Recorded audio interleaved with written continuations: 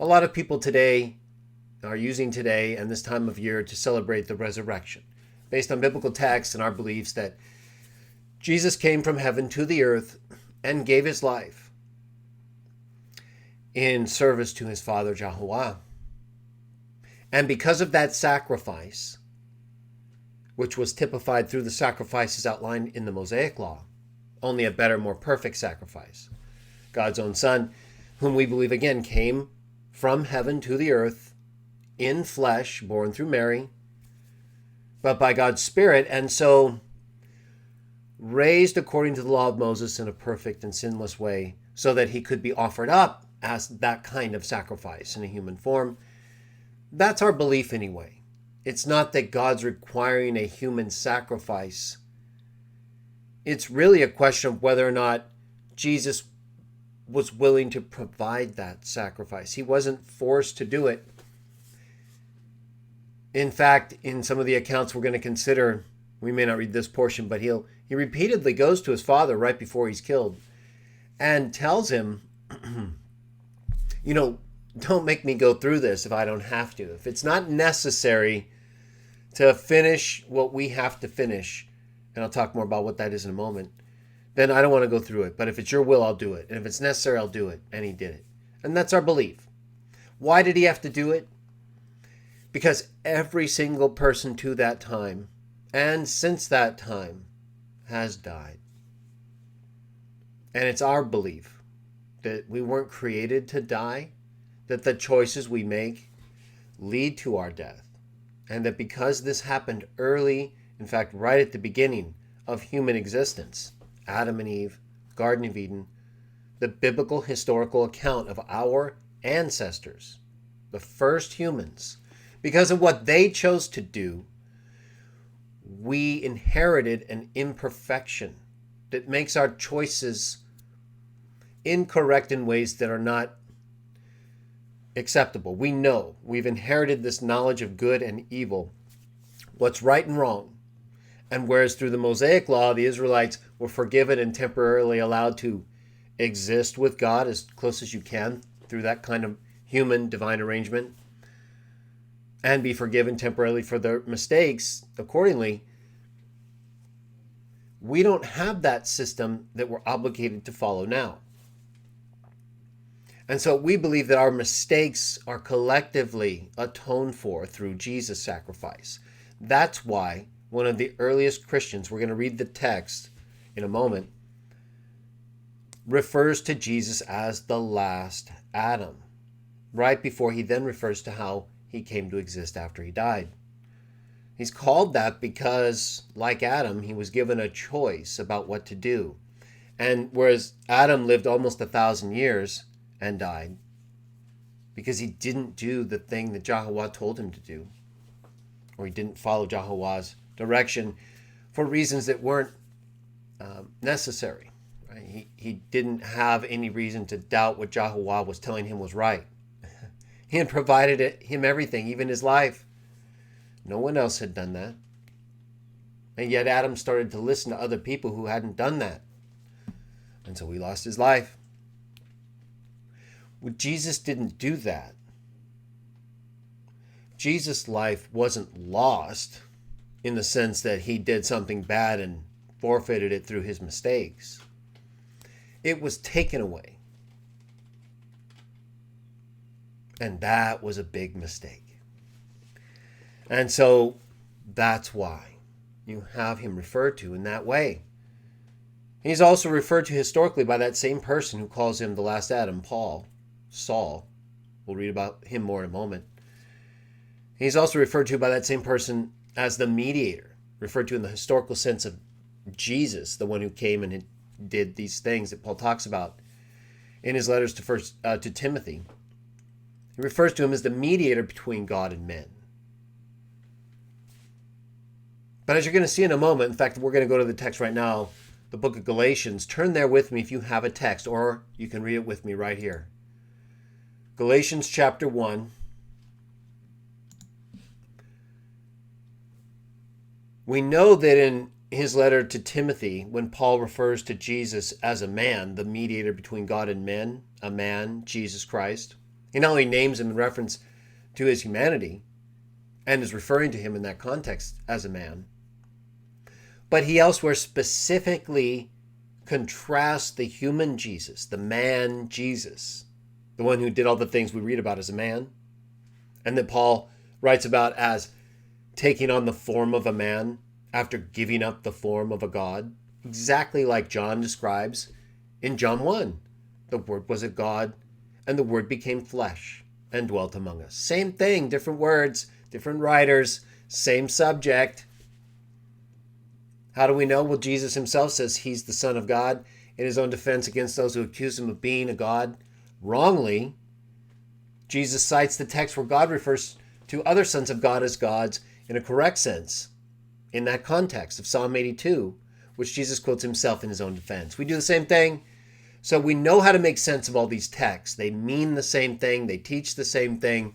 They're not contradicting or saying something they're not saying, right? We read the texts, and translation-wise, there's usually not a problem.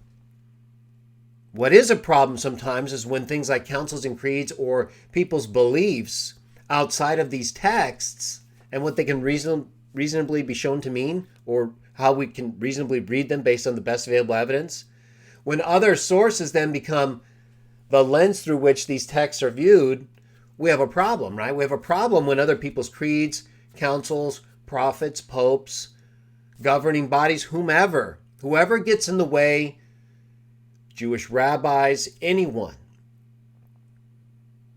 And we have texts that even say that. Don't follow anyone who says or does these things. Follow these things, or at least the best available evidence, right? Not people who are reinterpreting it for you in ways that don't seem to make much sense of it. Let's talk about Galatians 1. We'll go there now. I'll bring it up for you. But I'm telling you these things because we're going to be reading a few sections of Scripture that deal with Jesus' life and death and some of the experiences that he had with people right after we believe he was resurrected according to these texts. Galatians 1. So I've been referring a couple times to whom you may know as the Apostle Paul, originally called Saul.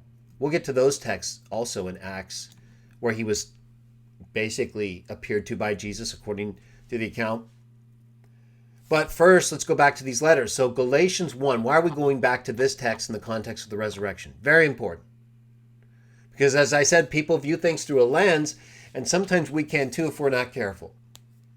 Right? We're not here to make other people feel bad because maybe they do listen to other people. We're just here to tell those people who do so that, listen, the best thing you can do is follow the original text or things that the other people you're relying on are teaching you. If you want to use them, fine. It's the same with Protestants and others who rely on their scholars in ways where when push comes to shove between other people who view things differently, they'll defer to them, not necessarily because of the evidence, because at times it doesn't even seem like they understand it, but because the people who they do trust in, humans, tell them that it's right, then they follow it. So, and I've done that too in some sense, not entirely, like with the governing body, because obviously I didn't entirely agree with them on all things, but to some extent, of course, especially as I was growing and learning, I viewed them differently in the sense of being used more than me because they seemed to be more involved historically with things that I accepted as true, right? Christianity, praise of Jah, preaching work.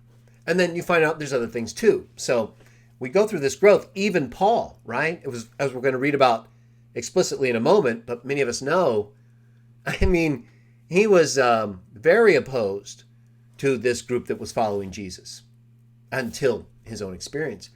Galatians 1, let's just read a couple of texts. Why is this important in the context of the resurrection? Verse 1, Paul, an apostle, neither from men nor through a man. Neither from men nor through a man. We know what men are, and we often can refer to mankind, right? So women as well. Although it may be in this sense directly that the appointment he's speaking of is specific to men who would typically be in that position based on the way things, society and religious communities were developed at this time. But I don't think it always has to exclude women. Either way, in certain cases it would. So with that said, neither from men nor through a man. We basically know that's a human being, right? Specifically men or a man, plural and singular. Neither from either of those, but through Jesus Christ and God the Father, who raised him up from the dead. Okay, here, unlike in his letter to Timothy, where he says that there's one God and one mediator between God and man, a man, Jesus Christ, he's referring to him in his historical existence and context when he gave his life as a ransom sacrifice in order to be that figure, the one used by God, like Moses, that would mediate, especially now that he had gone through his existence as a human figure. He is this mediator for us. But he specifically right here, even if you're going to argue in that context to some extent, that he's referring to him as a man, it doesn't say a God-man, that's for sure, right? So it's not in any way referring, even in I'll say, as Trinitarians will often cite that text to say Jesus has a human nature after his resurrection, because they believe he's a God-man. He's always actually been God. He didn't ever actually stop being God. But either way, my point is that aside for now, the text where Paul describes Jesus as a man, as the mediator between God and man, is one where they'll point to and say, well, see, he has his human nature in that mediator sense right now. And again, I would disagree and state that the context is specifically referring historically to Jesus as a man in that context, and the things he did as a man, and why he's serving in that position now. But you could say, okay, fine, that's possible that they're right. Maybe that is referring to him in a present sense as his being the mediator between God and men. It's possible, right? But this text is exclusionary on two levels. One, by language, right? Neither from men nor through a man. So that's a negative attached to basically any kind of human entity, group or individual. But, by contrast, Jesus Christ and God the Father, who raised him up from the dead. So now he lays the context for his description of him as being in contrast to men or a man, as have after his resurrection, and in the same context or on the same level as God the Father, at least it seems, in terms of his appointment and them not being a man or men, right? God the Father's not a man, not men either. And so neither is Jesus Christ. But it's through them he was appointed after he was raised from the dead. It doesn't say after, but the context and flow is that the one God raised up from the dead is the one who appointed him. And we're going to see that that's the case, that was done after Jesus was resurrected, not before. And verse 2, all the brothers with me to the congregations in Galatia. Okay, so he's introducing himself, his appointment, not from men nor through a man, not even the Jerusalem body, who at times was used to resolve certain matters, but not always. And at times, even Paul couldn't rely on them, as he goes on to describe. But that doesn't mean they weren't important or useful and necessary at times. Nevertheless, we'll get to that subject again another time. Just laying a little context and groundwork so we all stay together as we go through this account. We're not going to read the whole thing. He goes on to say, as is common in these letters, he gives salutations on behalf of God the Father and Jesus. He refers to the fact that, again, in a past sense, referring to him historically, right? As a man, he gave himself for our sins, that he might deliver us from the present wicked system of things according to the will of God our Father. That's why I said earlier, even though he didn't want to do it, it was really according to the will of the Father, right? Father, let this cup pass from me, but not as I will, as you will. So they understood that. And so to him be glory and honor forever. Again, very common in these early Christian opening salutations and letters, so that they can kind of bring everybody into their close association of belief, in association with these figures, God the Father, Jesus, whom they believe he raised from the dead, and whom Paul is saying right here, right there, he's an apostle because of him and him, not them. All right, and then he goes on to say, he refers to him historically as a man, what he did for our sins. Verse 6, I marvel that you are being so quickly removed from the one who called you with Christ's undeserved kindness over to another sort of good news. But it is not another, like there's two good newses, it just depends on which one you want. They're both good. Only there are certain ones who are causing you trouble and wanting to pervert the good news about the Christ, right? So there's not like different truths. We do have different perspectives. Remember, we talked about that in the last open session. But when it comes to objective truths, those are basically accepted, even when it comes to differing perspectives, which may or may not be more important in a given context. The objective fact remains. It's the object that people can see and bear witness to. So the truth in this case, the good news, is what? That he lived as a man, delivered us from our sins, as I described in the opening of our account, which is why he's the mediator between God and men. And then so he lays that groundwork and says, but I'm marveled that you're so quickly removed from this and over to something else. But it's not a something else that's like the same thing. People are causing you trouble. They're perverting that message. And then he goes on and he says, so how important this is. And you'll see why I'm really bringing this up right now in just a second.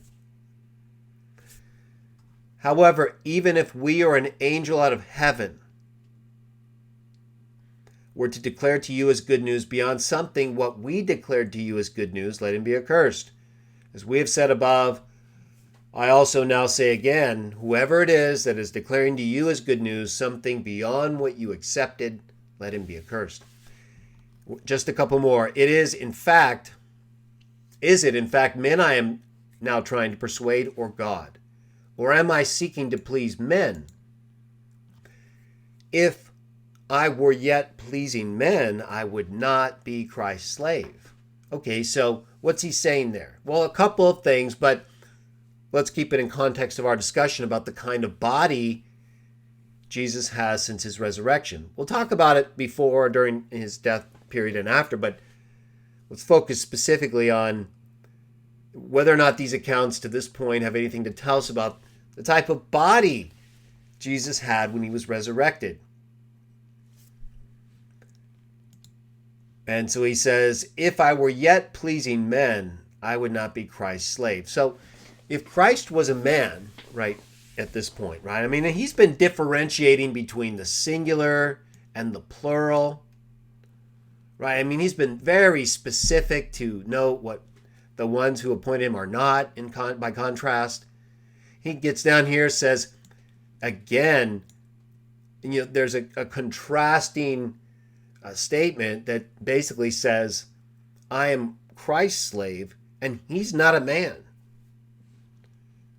Verse 11, further I put you on notice, brothers, that the good news which was declared by me as good news is not something human. It just keeps going, right? This is not like a thought briefly expressed in connection with other thoughts, and then the rest of the account, it's not mentioned again. This is how he started out.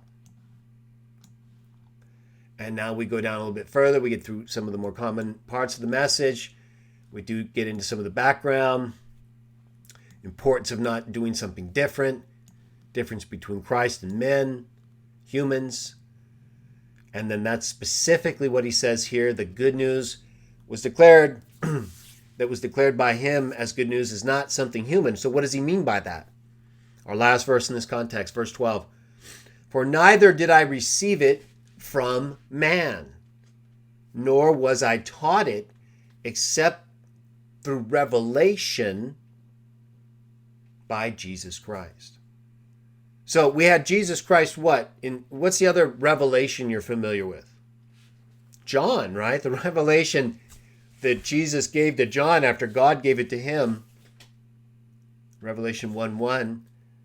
Here we have Paul saying that same Jesus, and we're going to read about the revelation Jesus in a moment, a few texts later. He says here that in a revelation, he was taught these things by Jesus, not a man. Okay, that's very important because it's mentioned multiple times here in ways that are impossible to mistake, right? Contextually, post-resurrection, that was made clear. Association with God the Father, differentiation between these groups here, and then on down here. All right, now let's go to that account. Let's go to that account that where Paul, here he refers to at the time where he was taught these things by revelation. Let's go to the first time that occurred. Acts chapter 9. And I'll be reading verses 1 through 9. I use the New World Translation unless I have translated enough of the text to read on my own. Sometimes I'll use other translations, but I'm familiar with the NWT in ways where I can discuss it critically, even where it may not be what I agree with exactly. But most of the time it is. I find it useful. And even where it's controversial, that lends itself to our discussion, most of the time or often. But I'm not going to get sidetracked on little things that don't relate. So if there's text, for example, in the New Testament that involve the divine name apart from an Old Testament quotation or direct reference, I'm not going to get caught up in that. So I'm going to stay on topic. But I wanted to point that out in case you're reading in a different translation, wondering, well, which one am I using right now? I'm using the NWT, but I don't think you're going to have a problem in terms of the subject we're talking about, which is in what body was Jesus resurrected according to these texts? Right? Was he resurrected and made to life in his physical body, the one he died in, the one that was entombed, that we'll get to in a moment? Or was he resurrected and made alive in a spiritual body? Okay, well, first let's see what kind of descriptions are given to him at the time where it is undisputed that he's been resurrected, right? That he's not, for example, proclaiming victory to the spirits, which we'll get to later. The spirits in prison, according to 1 Peter.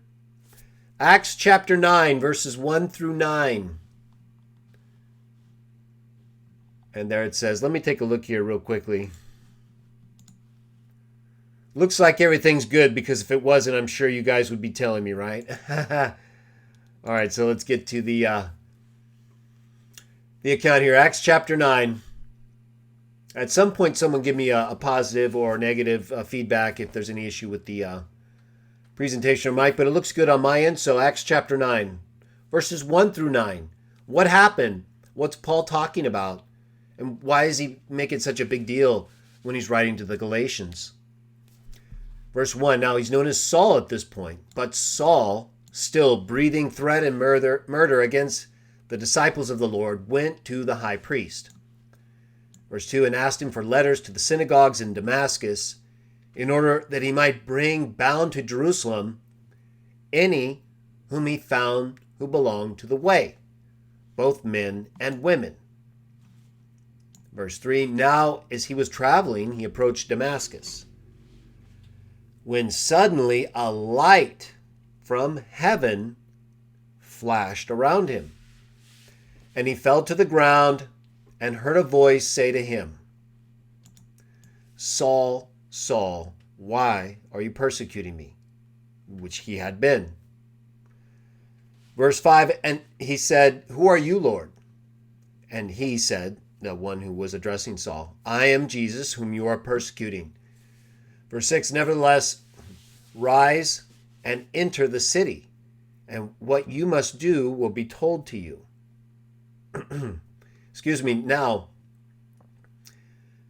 when the men that were journeying with him were standing speechless, hearing indeed the sound of a voice, but not beholding any man, Saul got up from the ground, and though his eyes were opened, he was seeing nothing. So they led him by the hand and conducted him into Damascus.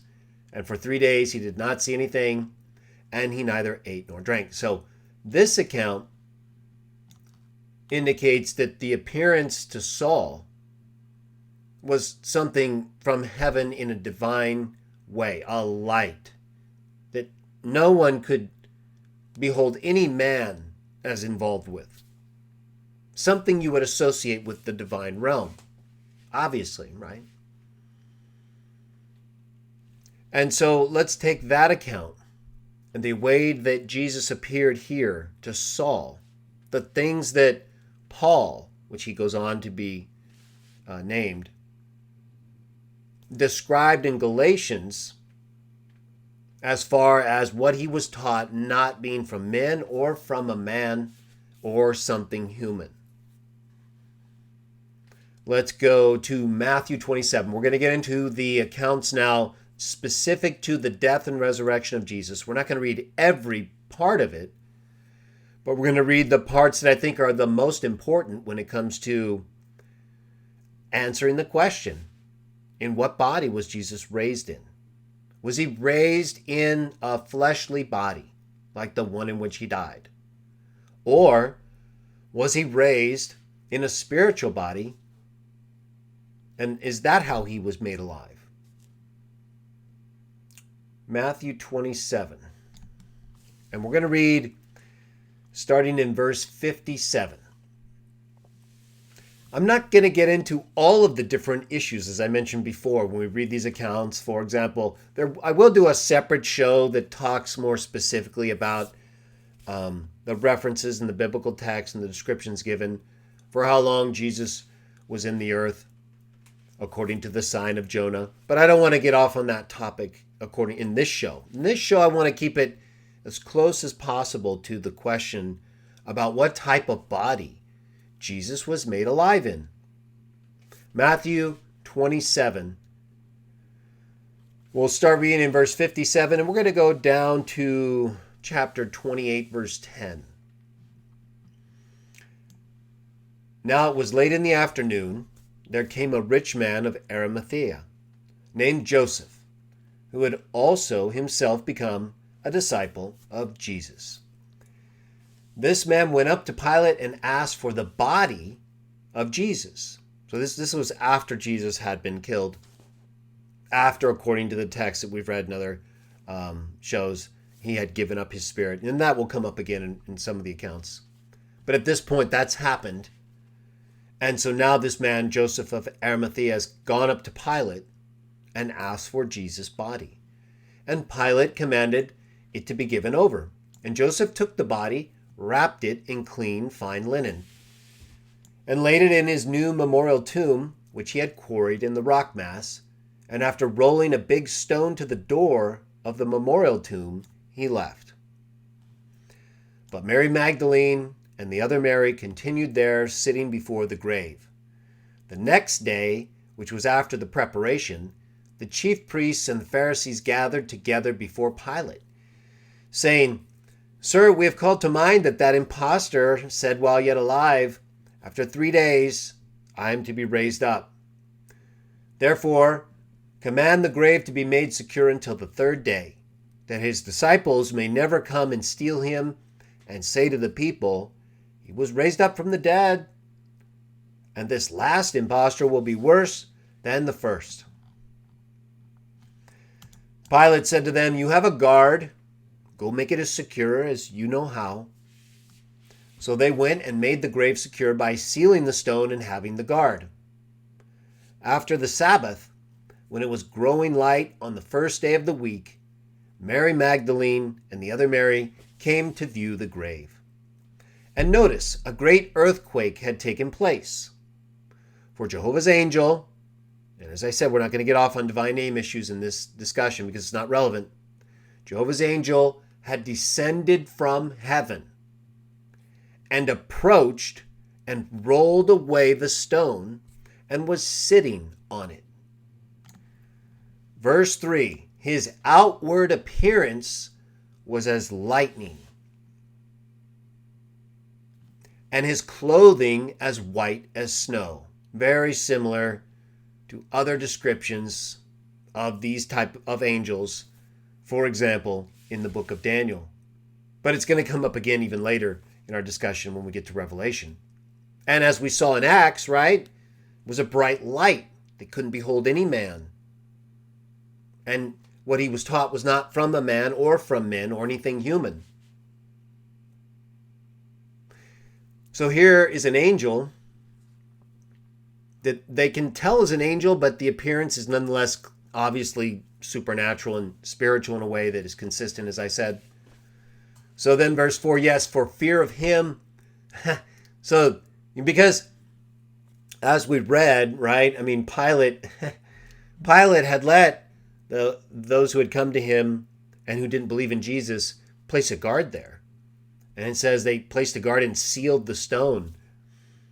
But here, the angel's just sitting there, the stone's rolled away, and the ones who were there to protect it so that it, nothing would happen, they're basically worthless, right? When Yahuwah decides what's going to happen, it doesn't matter what any human says, thinks, or does.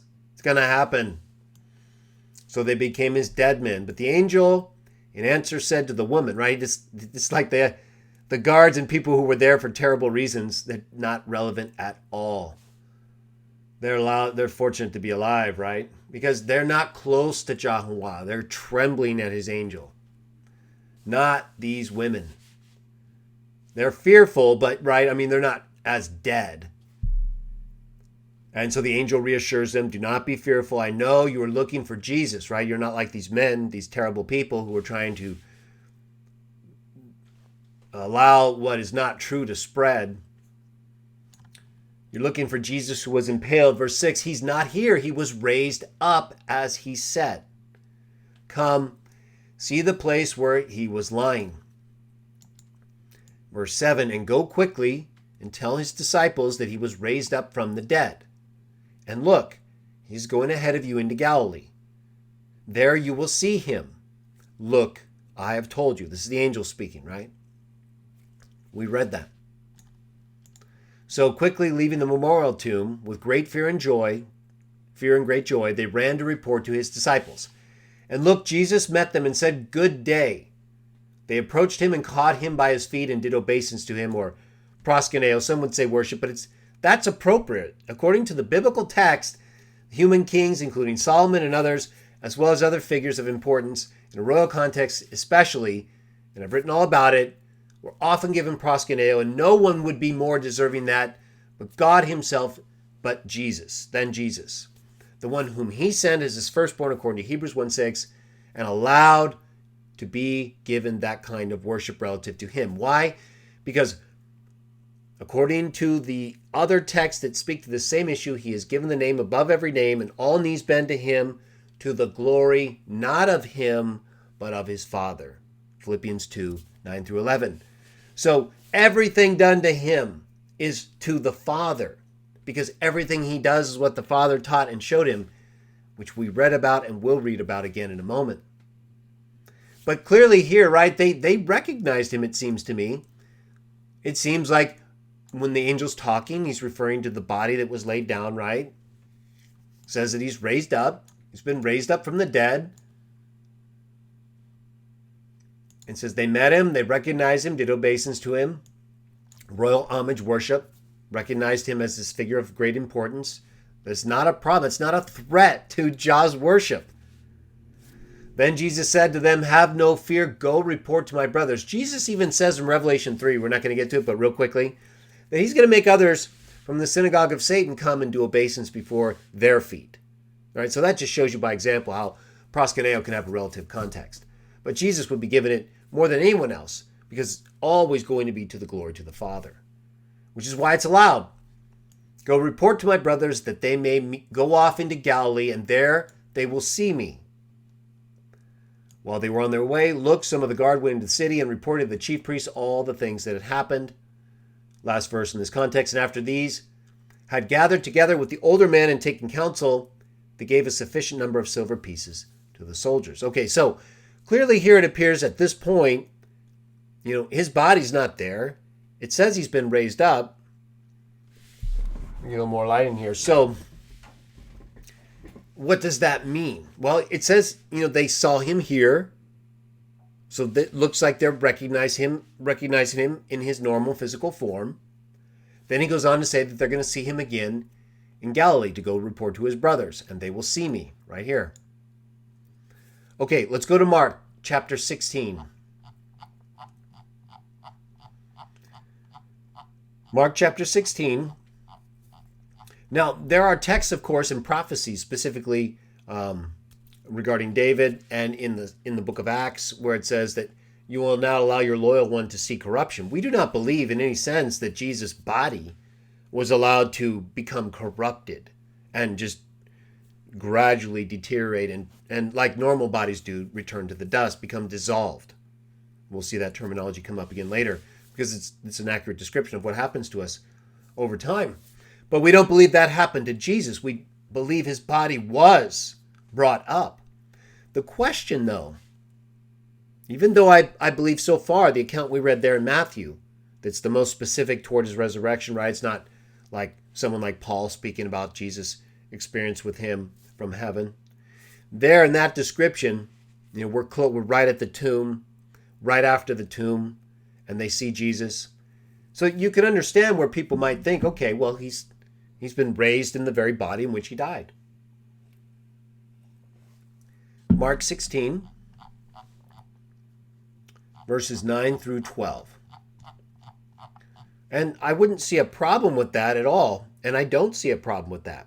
The only problem with that would be, and is, if that's the first time you believe Jesus was brought to life. You'll see why in a moment. There's no problem, and in fact, it's entirely scriptural, as I mentioned earlier, by referencing the text as quoted in Acts, where according to the prophecies about the Messiah, you wouldn't allow his flesh to see corruption. We don't believe that happened. We believe that his body was not allowed to see corruption and offered in sacrifice to the Father. And that Jesus even used that body and appeared in it, as we're reading according to these texts, just like in Matthew 27 through 28, and where they recognized him and gave him proskuneo. That's not a problem, as we'll see in a moment further. Okay, so now some may say it may seem like a problem to some who believe that Jesus was raised in a spiritual body as a spirit. I believe that too, because that's, as we're going to read a little bit later, what the texts specifically teach. But we need consistency, right? We need to know that what other texts explicitly teach agrees with what other texts explicitly teach. Sometimes there may be cases where certain texts are not explicit, and so it's not as easy to resolve questions. But I think a person could cite the text we read from Matthew 27 and 28 and say, well, look, they're there at the tomb. His body's not there. The angel tells him he's been raised up. And then they go, and then they see him, and then they give him proskuneo. And he says, go tell my brothers I'm going to see him again, or I'm going to see him in Galilee. That seems like, okay, makes sense. And it does. But it doesn't contradict what the other texts teach, as we'll get to in a moment, that Jesus was first raised as a spirit and then took on the body in which he died to appear to his followers, but also he used other bodies, as we're going to see right now. Mark chapter 16.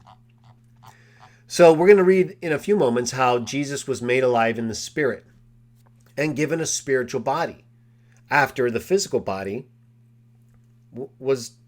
had died. And so we believe that Jesus was made a life-giving spirit, given a spiritual body, and in that body, on the third day, he resurrected his own physical body before it saw corruption, and inhabited that body in the exact same way that other angels who inhabited human bodies did so, such as in the case of the angels visiting Lot, even eating a meal with him in Genesis 18 and 19. Jesus does that here too, even though his body is clearly different from the one in which he died in several respects. And he's not always in the same form, showing that he's not always in the same body. He's taking form. Read Mark 16 with me. Mark 16, 9 through 12. So no problem really with Matthew in the sense that Jesus takes a body out of the tomb on the third day after he's already proclaimed victory to the spirits in prison, as we're going to get to in 1 Peter.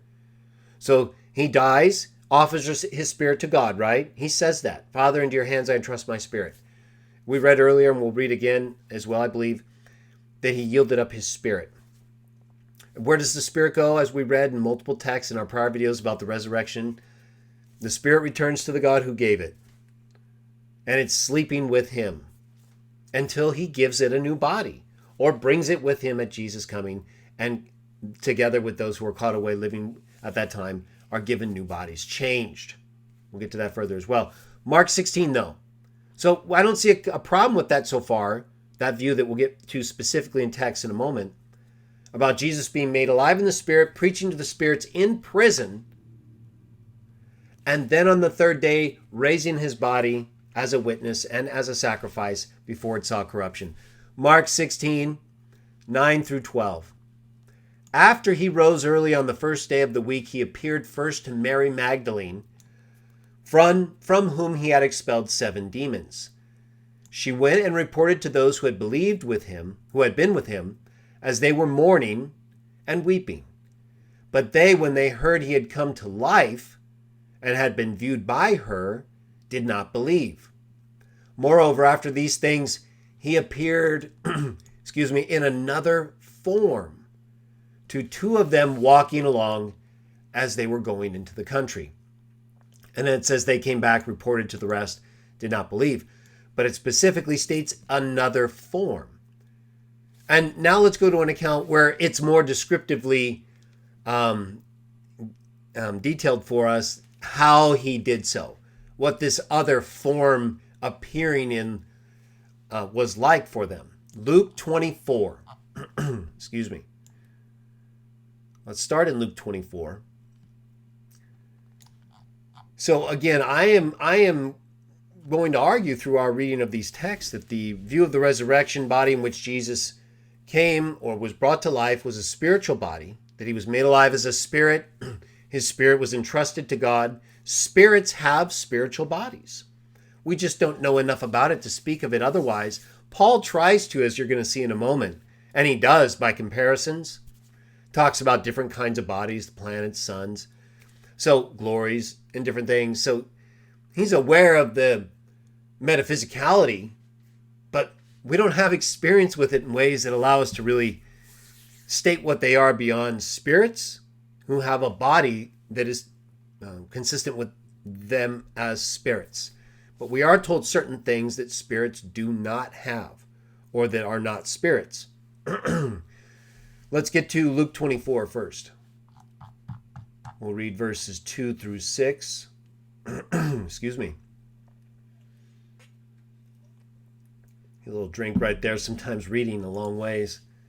But I gradually, my pace sets in and I can adjust. But always at the start, and you kind of get your breathing and rhythm flowing. But it feels really good. All right, Luke 24, 2 through 6. But they found the stone rolled away from the memorial tomb. And when they entered, they did not find the body of the Lord Jesus. While they were in perplexity over this, look, 2 men in flashing clothing stood by them. Flashing clothing. Just like the angel who was at the tomb, according to the prayer account, was sitting on the stone, but his appearance was as lightning.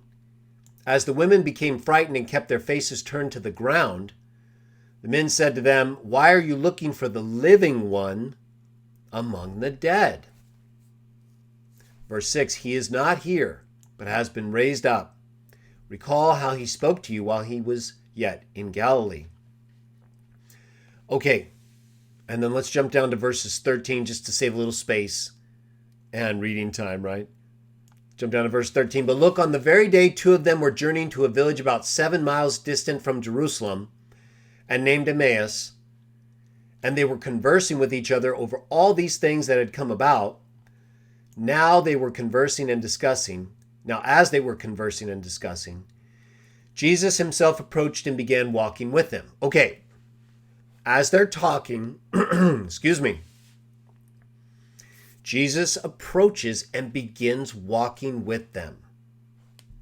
But their eyes were kept from recognizing him. How were they kept from recognizing him? Well, it doesn't really say, does it?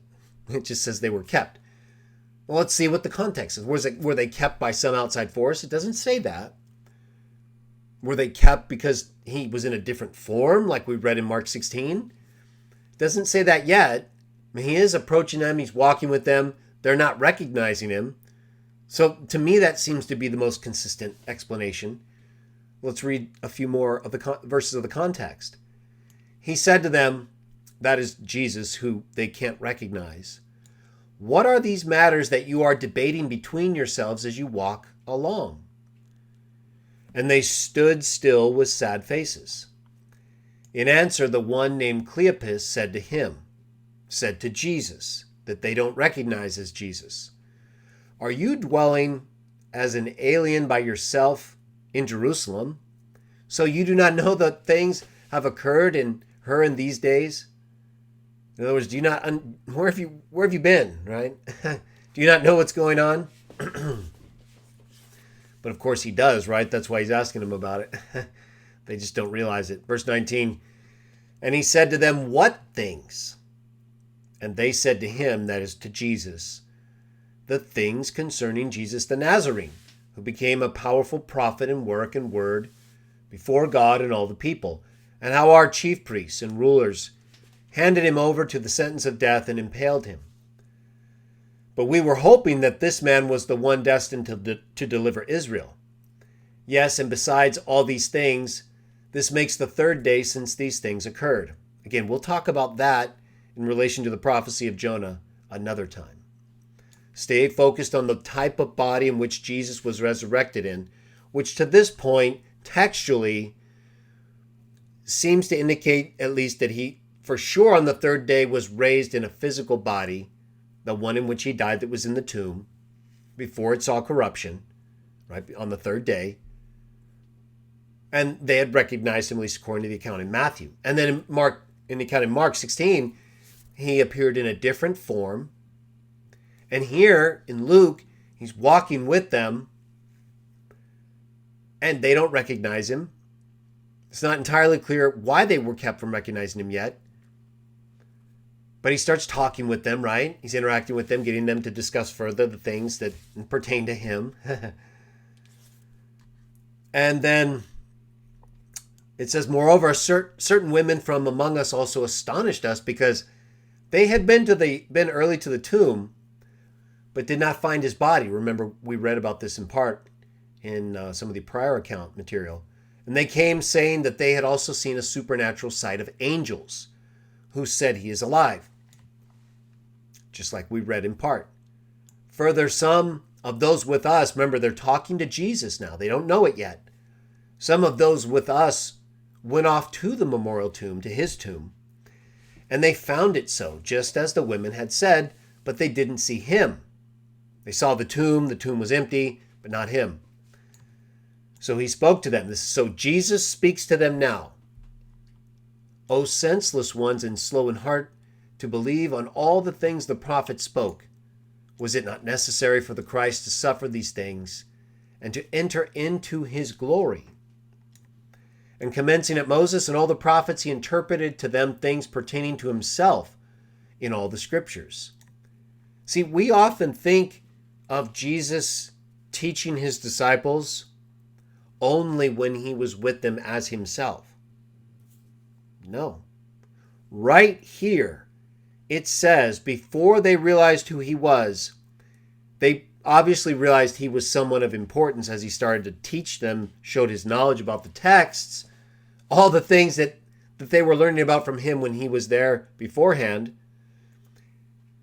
Now he's teaching them again all the things in the Moses and the prophets pertaining to him. That's why they then went on to make all these connections even further. Finally, they got close to the village where they were journeying.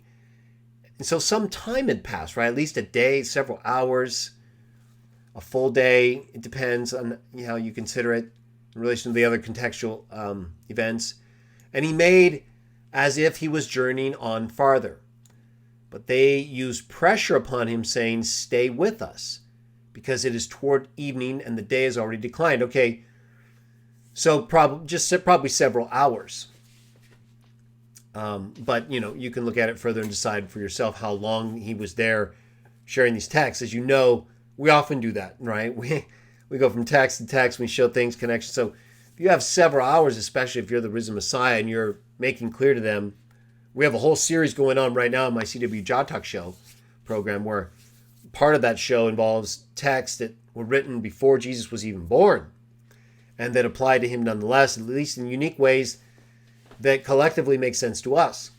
And so here he's doing that same thing. He's applying all these things from Moses and the prophets, written well beforehand, showing them these connections between them and the Messiah. And then they want him to stay with them, given the time of day it is.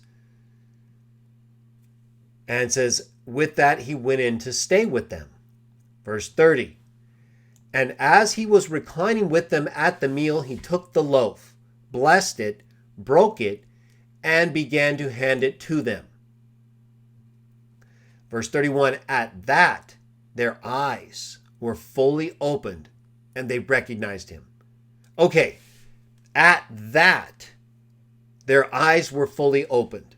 What was it that fully opened their eyes? Remember earlier up here, it said their eyes were kept from recognizing him. And we were like, okay, was that God keeping them from recognizing him? Was it Jesus doing so supernaturally? Or was his condition such that they couldn't recognize him? So obviously he was with them. He was walking with them, teaching them for several hours. They want him to stay with them. He goes inside after they invite him. He takes the loaf, blesses it, and breaks it, right? Who did that before? Jesus did when he had the Passover meal with them. At that, their eyes were fully opened and they recognized him. And then it says, and he disappeared from them. So it doesn't say that their eyes were just opened.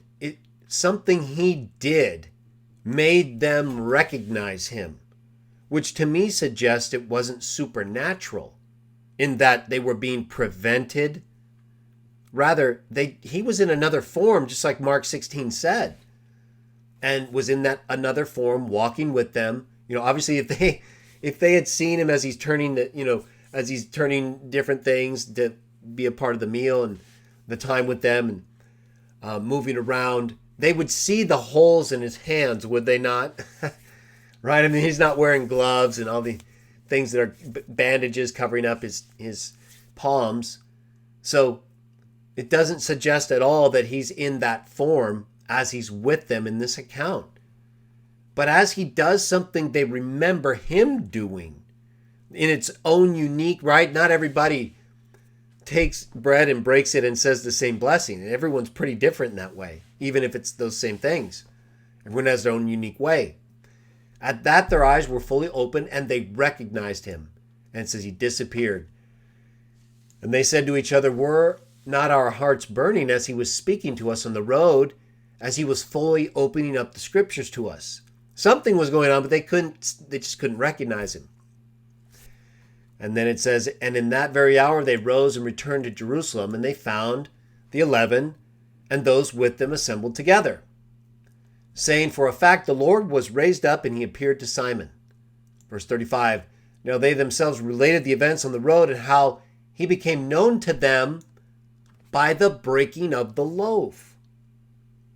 Right there, it specifically states the way he broke the loaf of bread identified them to him, which makes sense.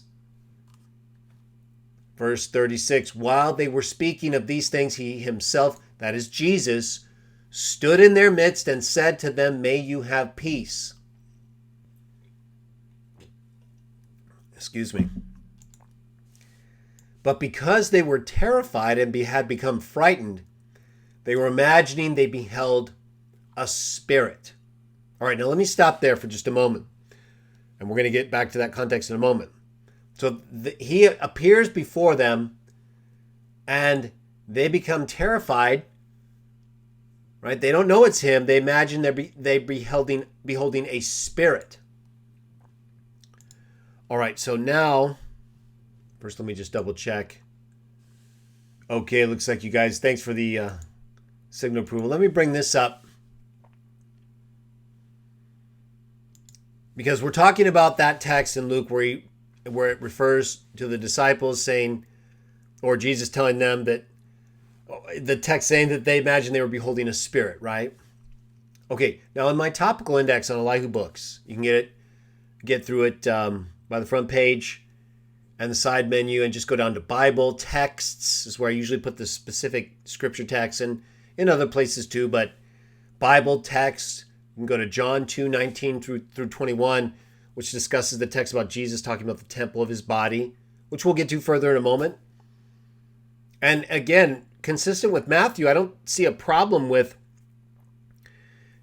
Jesus both being raised to life as a spirit and being given a spiritual body, as we are going to read in a moment, and him raising his own body from the tomb before it sees corruption, in which he appears, as we've read about in part here, along with other bodies and forms, before offering the body in sacrifice to God. The blood's been poured out, according to the text, which speak about him being stabbed in the side with the spear and the blood and water pouring out. And then other texts, we're going to get back to Luke in a moment, where he doesn't refer to flesh and blood, but flesh and bone. And of course, he offered his blood and body, right? This means my body. This means my blood given in your behalf. So these things are being offered up to Yahuwah. But nonetheless, we see Jesus at least appearing in part in Matthew 27:28, and the body from the tomb being raised. So which happened first, that or the spiritual body resurrection? Let's keep going further with this. But in this section here, you can get to a part of my third edition, which you can read for free, the chapter, The Temple of His Body. A lot of material here, but the section I want to highlight, because the account we're reading here refers to them becoming frightened because they thought they were beholding a spirit, right? So what does that mean? Well, Jesus goes on to talk about it a little bit more in a moment, but in this writing, I cite the occurrences of spirit in Luke 4:33. Now in the synagogue, there was a man with a spirit, an unclean demon. Luke 8:29, for he had been ordering the unclean spirit to come out of the man, and fetters under guard, but he would burst the bonds and be driven by the demon. That's right. So the spirit in both of these texts is specifically linked to demon. And whereas we're going to get to in a moment, the kind of spirit that they're frightened of, that they think Jesus is, he denies being.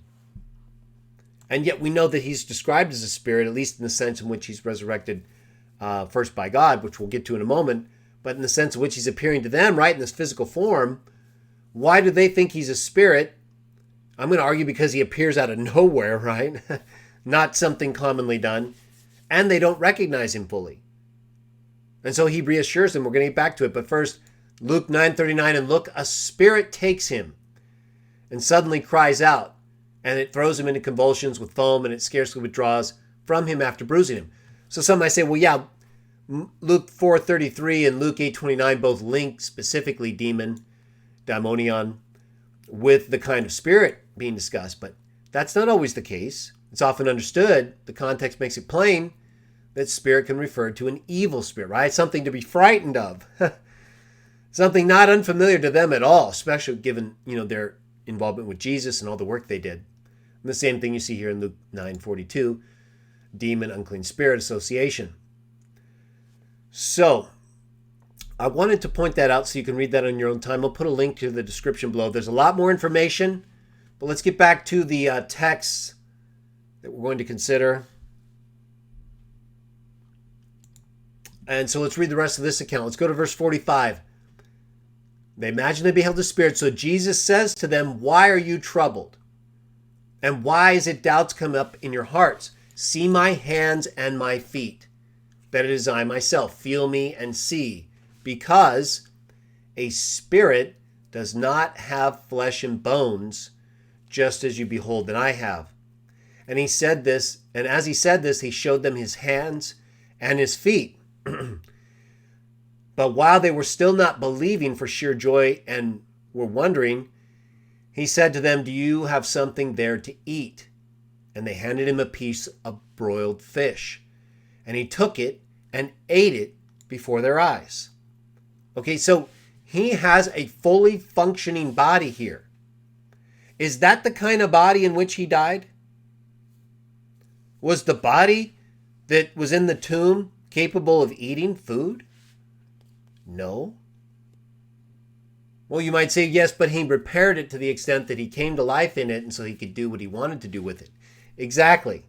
That's exactly what I'm arguing he did. Until he gives it in sacrifice to the Father, to whom he has not yet ascended. But he has given his blood. He doesn't refer to his body as containing blood. He's referring to his hands, right?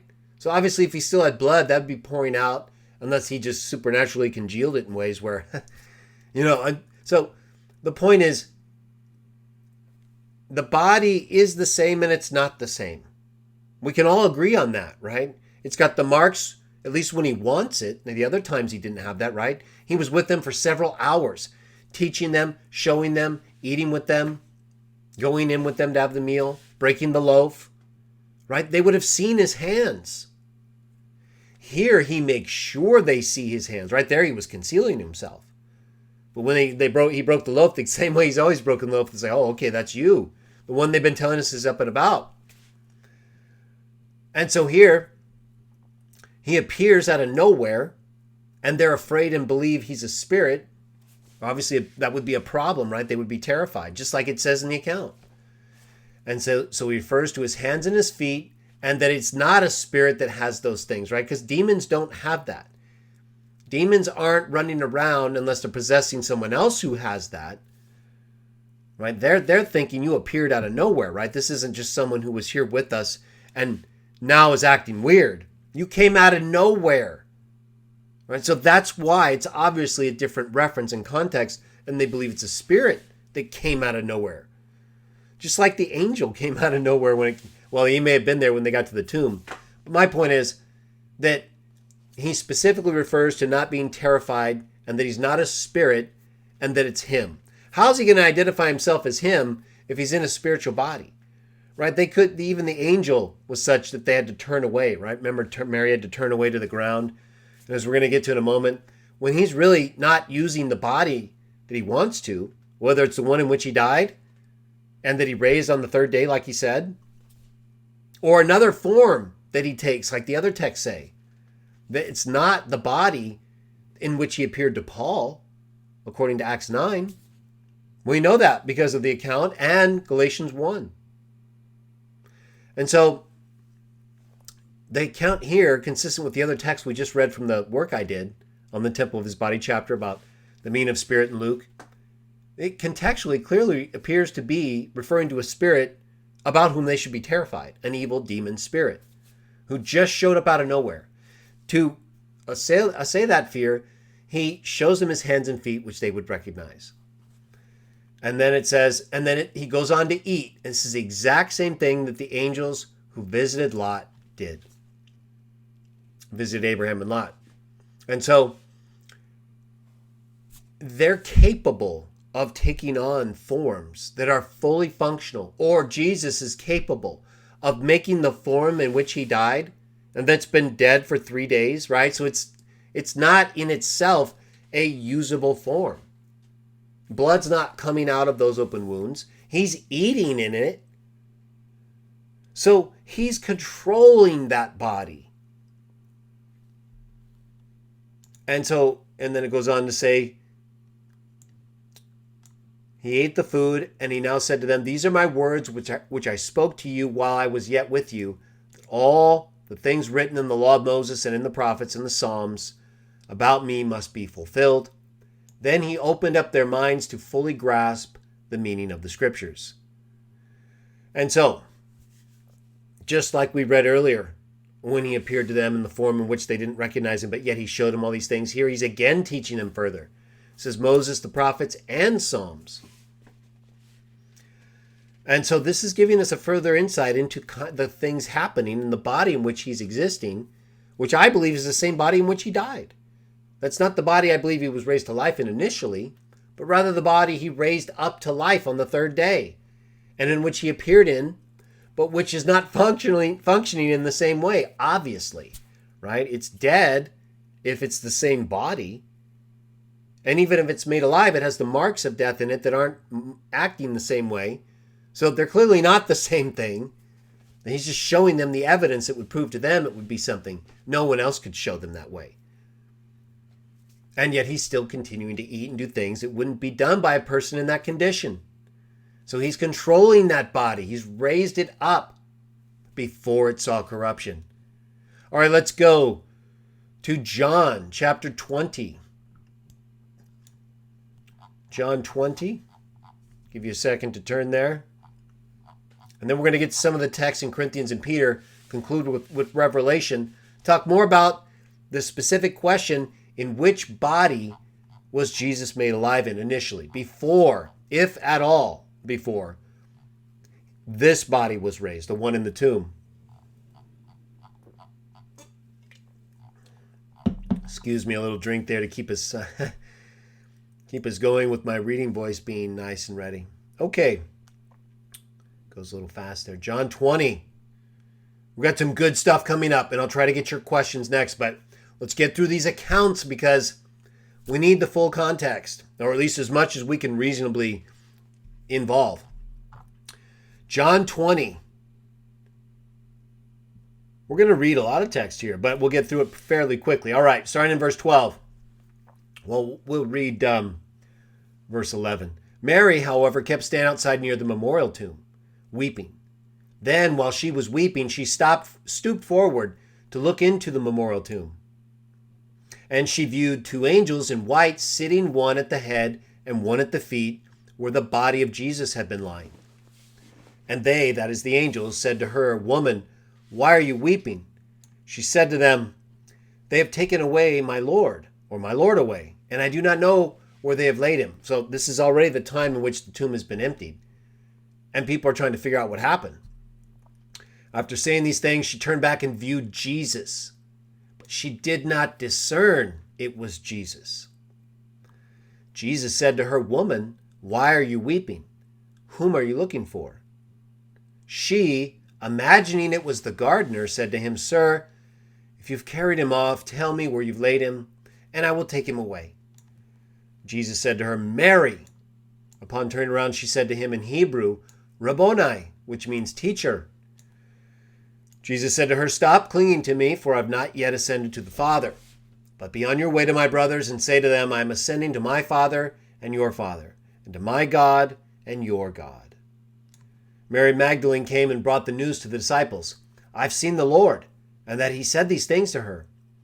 Therefore, when it was late on that day, the first of the week, and although the doors were locked where the disciples were for fear of the Jews, Jesus came and stood in their midst and said to them, May you have peace.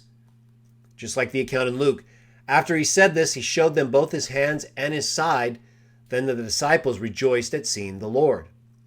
Jesus therefore said to them again, May you have peace.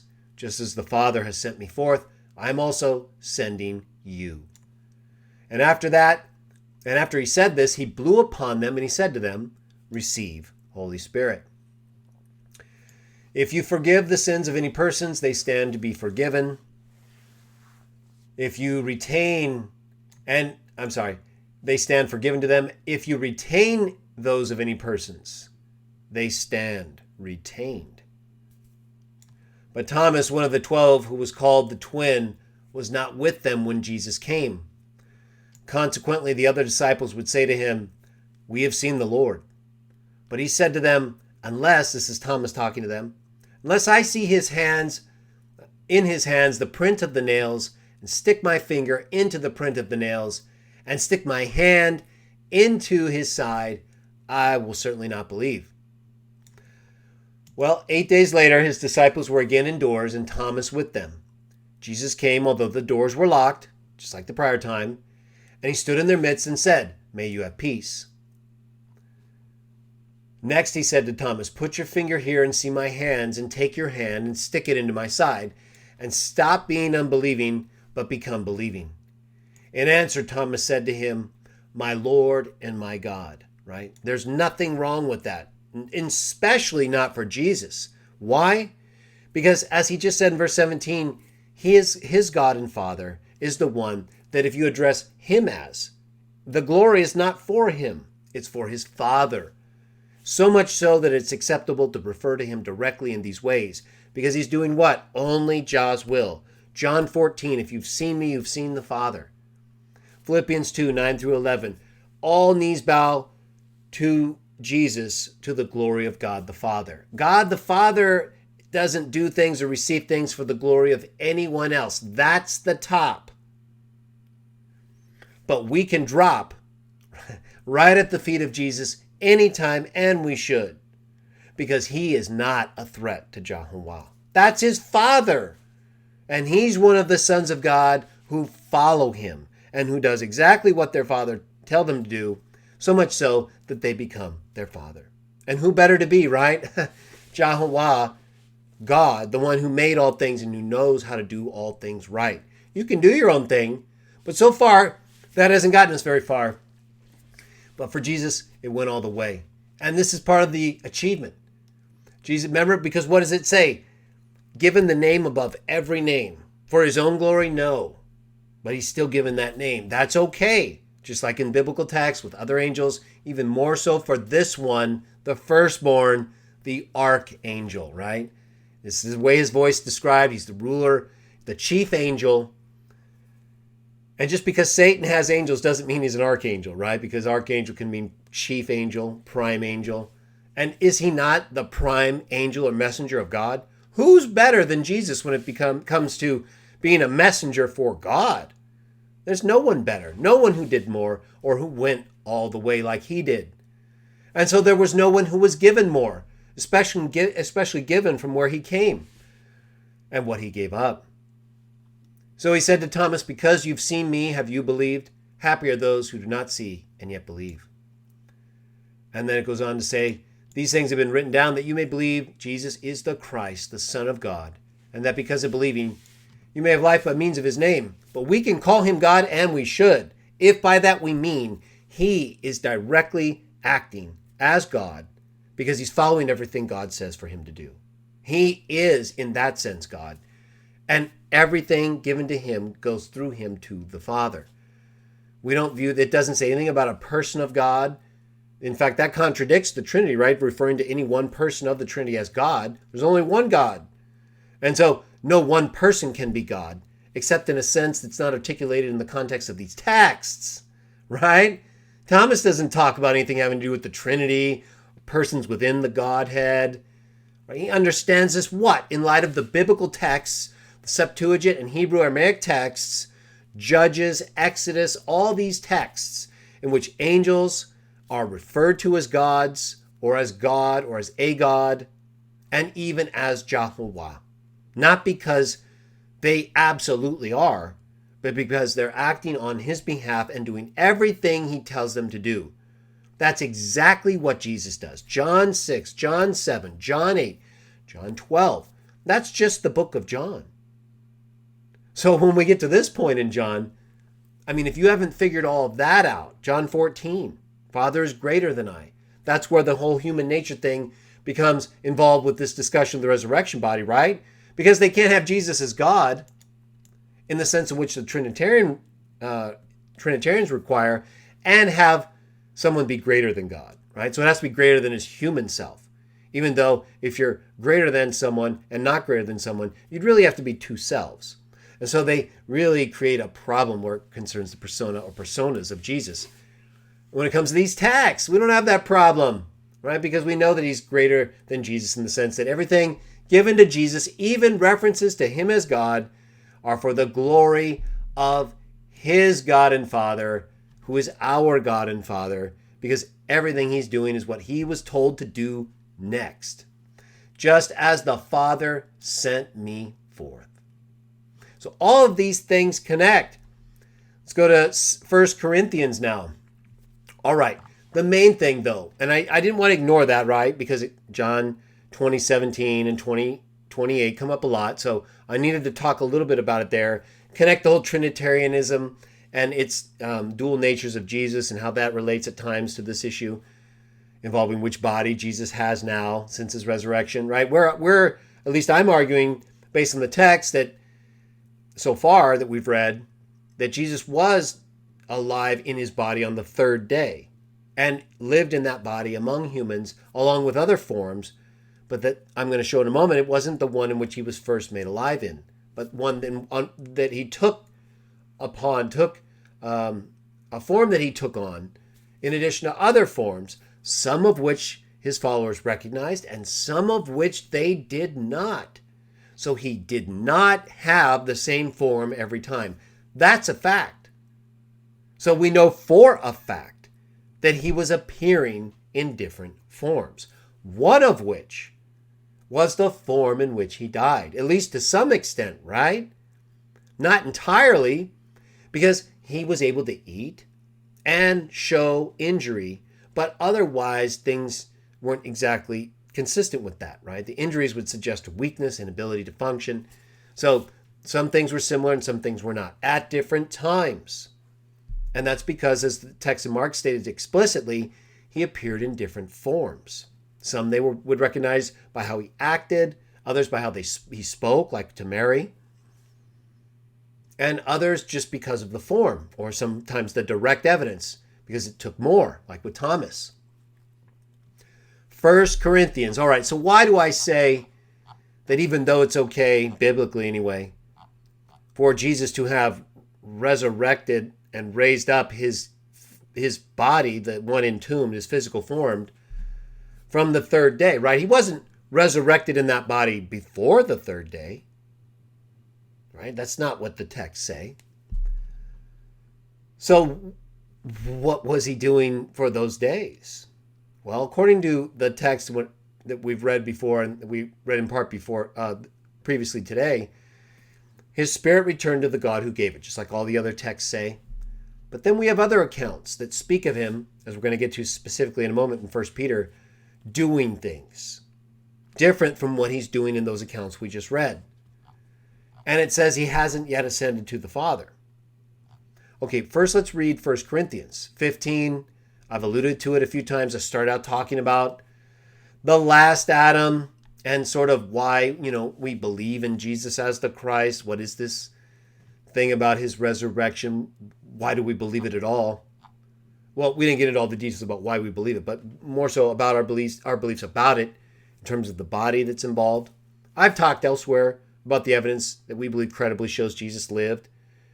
And when you put all of that together with other things, including what happened after his death and, in our view, resurrection, we just believe it's compelling enough to accept. So we understand that there's not, we can't point you to specific evidence beyond all of the archaeological and historical and literary information we have that was transformative in so many ways and still is.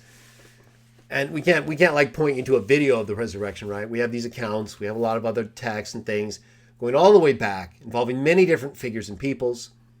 And this is a part of that. So right now we're focusing on the resurrection body, to some extent how that body relates to the resurrection state of Jesus, his relation to the Father, his relationship to us, right? And John, he said he's ascending to his Father and his God, who is our Father and our God. And then Thomas refers to him as his Lord and God, not as his Father and God, but as his my Lord and my God. Something we believe is absolutely appropriate given who Jesus is in terms of his absolute devotion and worship of the Father, so much so he only does what the Father tells him. And so he's allowed to be that God. Not some other God, not a rival to him, like the rebellious sons of God, all of Satan and other demons. No, there are sons of God who actually serve God, like the angels in these accounts surrounding his Son and the resurrection. All right, 1 Corinthians, let's start. There's a lot here, but let's read starting in verse 35. So, one of the early Christians, we read about him earlier, Paul, who was previously Saul, who claimed he had an appearance from Jesus, was flashing light, not human, and he received instruction and teaching that was not from man or through men, nor human, but from Jesus. And here is how he describes the resurrection, the body, and what comes to all those who believe and what happened to Jesus.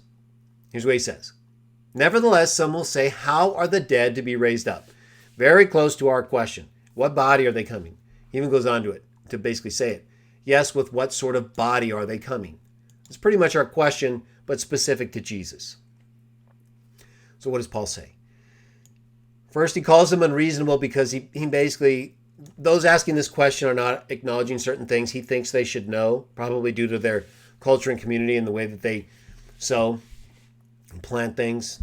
So That's why he says, what you sow or plant is not made alive unless first it dies. And as for what you sow or plant, you plant not the body, but a bare grain. It may be of wheat or any of the rest.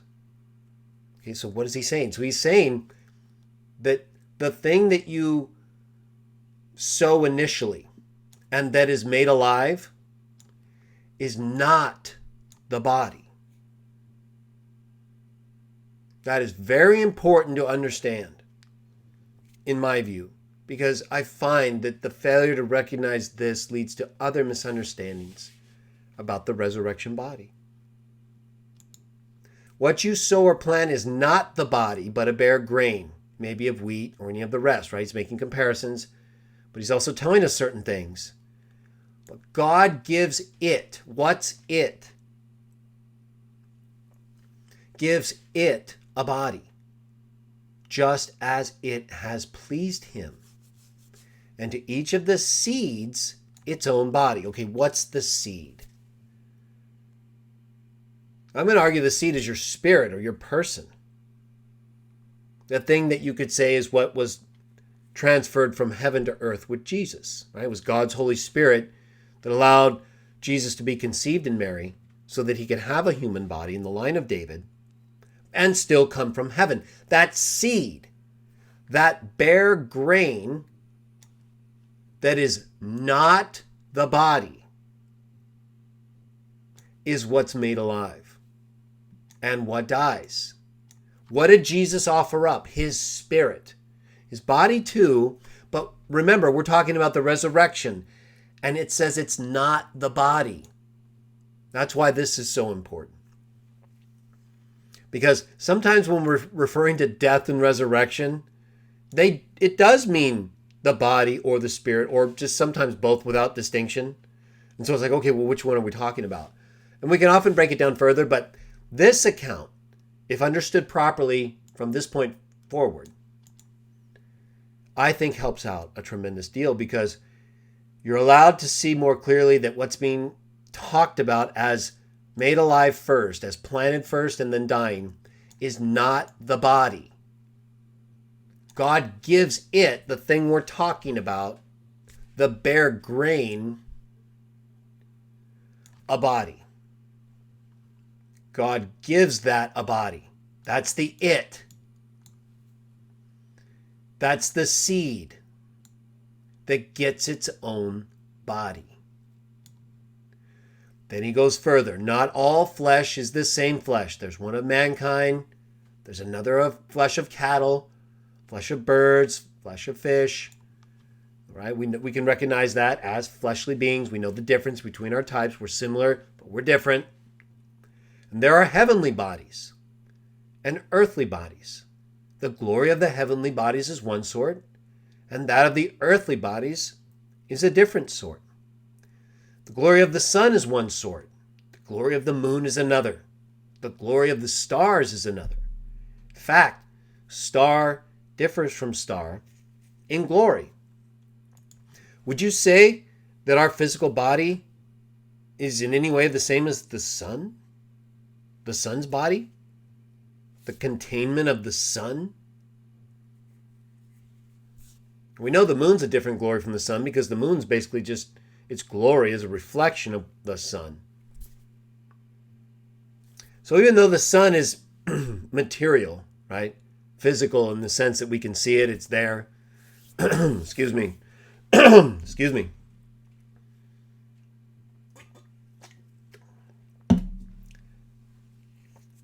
I don't think any one of us would say our physical body is material like the sun. So also it is with the resurrection of the dead, or so also is the resurrection of the dead. It is sown in corruption, planted in corruption. Something is given a body, and then it's given another body. It's given a corruptible body, sown in corruption, and then it's given a non-corrupt body, raised in incorruption. So also is the resurrection of the dead. What did we just read? You sow not the body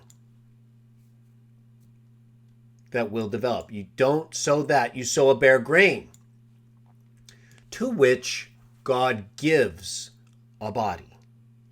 So when we die, as we've talked about in our prior shows, in relation to the text like 1 Thessalonians 4 or Revelation 6, where it speaks of those who have died and gone to be with God and resting with Him, their spirit, not their bodies, right? Their bodies are in the grave. They don't have a spiritual body yet. We're told that in other texts explicitly, that they're given a new body at His coming, when He returns and God brings those who are sleeping with Him, who belong to Jesus, along with those who are alive and then caught away with Him. So God has their spirit, and they're living or resting with Him. When we become human, He gives our spirit a physical body in corruption because of the way we're made now. Right here. We're sown in corruption, raised up. Resurrection of the dead. What's resurrection of the dead? That's raised up. So what happens before the resurrection? Well, you're sown. The spirit that God gives us, if you send forth your spirit, they are created. Right? The spirit that He put together with Mary and her seed in order to have His Son's seed or spirit continue from heaven to earth in a new body. That's exactly what happens in the resurrection. It is sown in dishonor, it's raised up in glory. It's sown in weakness, it's raised up in power. It is sown a physical body. All of this up here, all of this sown is this. And it is raised up a spiritual body. All of this, it is raised up, is this.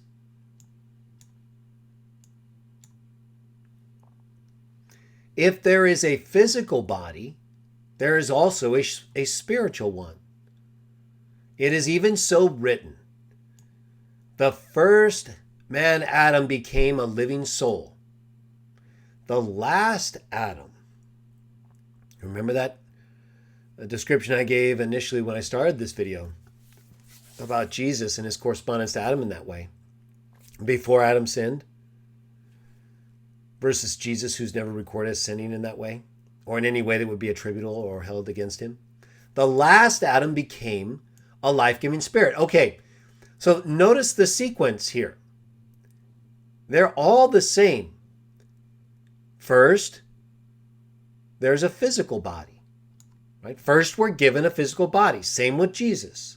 At least, after, in terms of Him being typical of what happens to us, right? Mormons may think differently, but my point is, with Jesus, we believe He came from heaven to earth, but in the sense in which He was on earth and was given a physical body, His wasn't corrupt because God's Spirit is what infused Mary's seed, not a sinful man.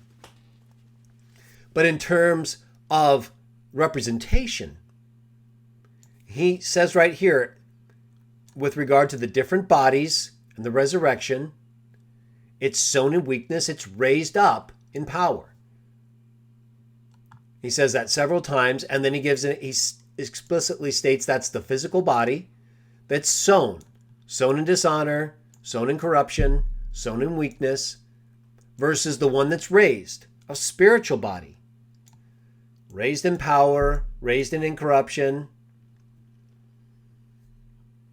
raised in glory. And then he gives an example of that. The first man, Adam, became a living soul. It is sown a physical body, right? He's given a physical body at this point in Genesis, the text to which it's referring. The last Adam became a life-giving spirit. Now, unless you're going to say this is referring to his pre-human existence being made a life-giving spirit, in which case, no more Trinity, right? Then we know this is actually, and I don't believe that's what it's referring to. It's following the pattern. The pattern is being made a human being and being raised up a spiritual being. That's what it's describing, alternately, by comparison. And it gives an example of Adam being made a living being. And it gives an example of the last Adam, Jesus, being raised up in a spiritual body, in power, in glory. All of these are in alternating harmony with each other in terms of further describing the same thing. The body in which we live before the body in which we're raised. The body that God gives to it. That is the seed, not the body. This is the body. Right? It says right here, physical body. And it uses the word body, soma there. So here we see a clear differentiation between the seed, the bare grain that is not the body, which is made alive by being given a body and then dies, and then is given a new body, which is exemplified right here. Nevertheless, the first is not that which is spiritual. So Mormons would have a problem there, I believe. But that which is physical. So now we're clearly referring to the human association, which is why Jesus was given as an example of the physical, of the spiritual body right here, not of becoming a man initially, because those were related to being sown in incorruption, which Adam eventually became and which we all followed, and in which condition we all followed. But not Jesus, who was raised in that perfect form. Adam is more fitting as an example of us as the first form, the physical form, because we all died from him. The first is not that which is spiritual, but that which is physical. Afterward, that which is spiritual. The first man is out of the earth and made of dust. The second man, the last Adam, right? Here's the first man right there. First man, Adam. First man here. Second man is out of heaven. Last Adam. As the one made of dust is, so those made of dust are also. And as the heavenly one is, so those who are heavenly also. So he's referring to Jesus in his heavenly state. That's why he refers to him right here as the example of being raised in power as a life-giving spirit, pneuma, as an example of the spiritual body contrasted with the physical body. And what did we read earlier in Luke 24 when Jesus appeared in the room and it frightened them and they thought he was a spirit like a demon or someone they didn't recognize? Spirits do not have flesh and bone. They're not physical.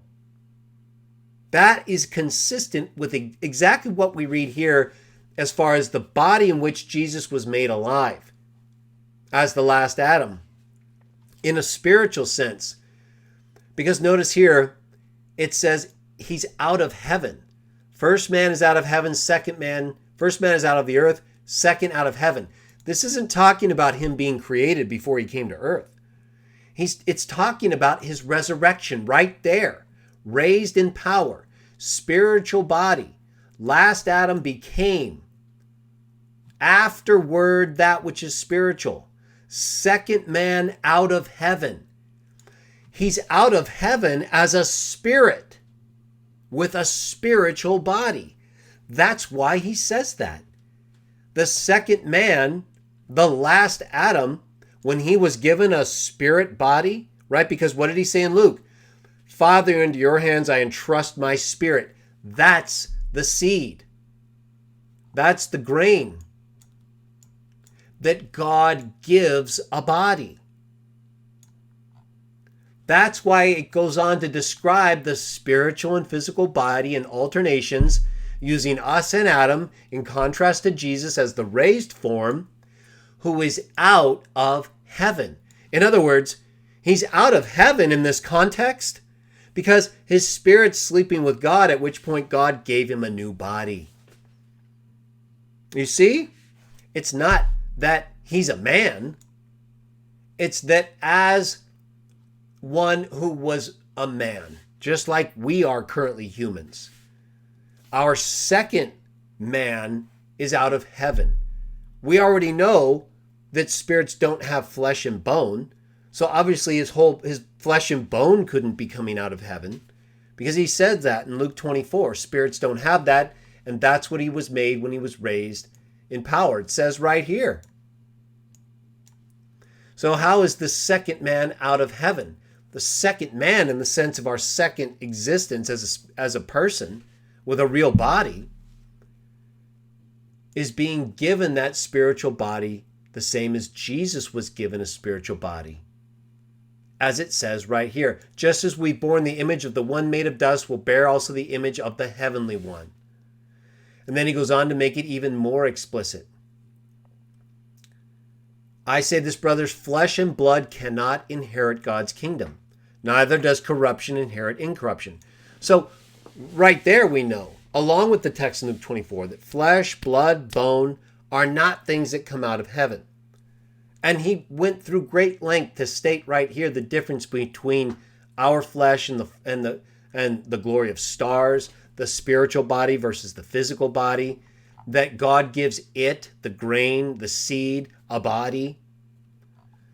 So, well, some will say, well, flesh and blood, that refers to sinful nature. But that's already been specified as corruption or incorruption, and that's put here in an alternating sense. Flesh and blood is that which is human.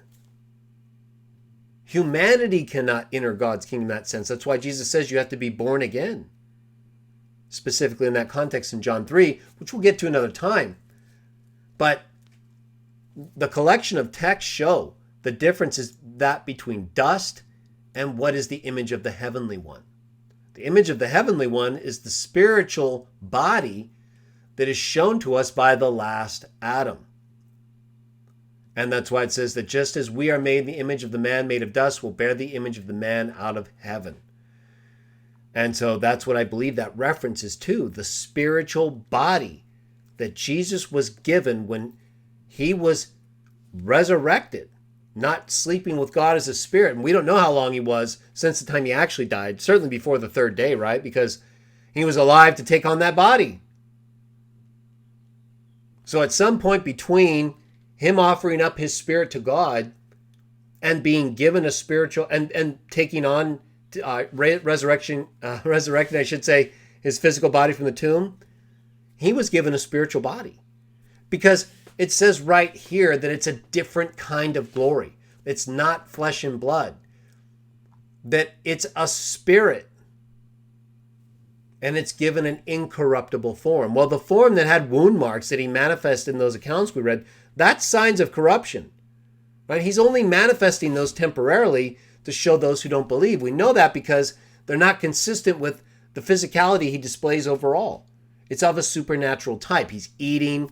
His blood isn't flowing out of those wounds. He doesn't even refer to his form as having blood. But flesh and bone says the spirit doesn't have those, so that indicates obviously if he's appearing out of nowhere in that form, he's manifesting it. Just like Mark 16 says, he's taking on different forms. Some they recognized, some they didn't. Some they clearly would have seen those wounds if he had them. They didn't. Then when he wanted to, and when they said that's all they'd be convinced by, he did.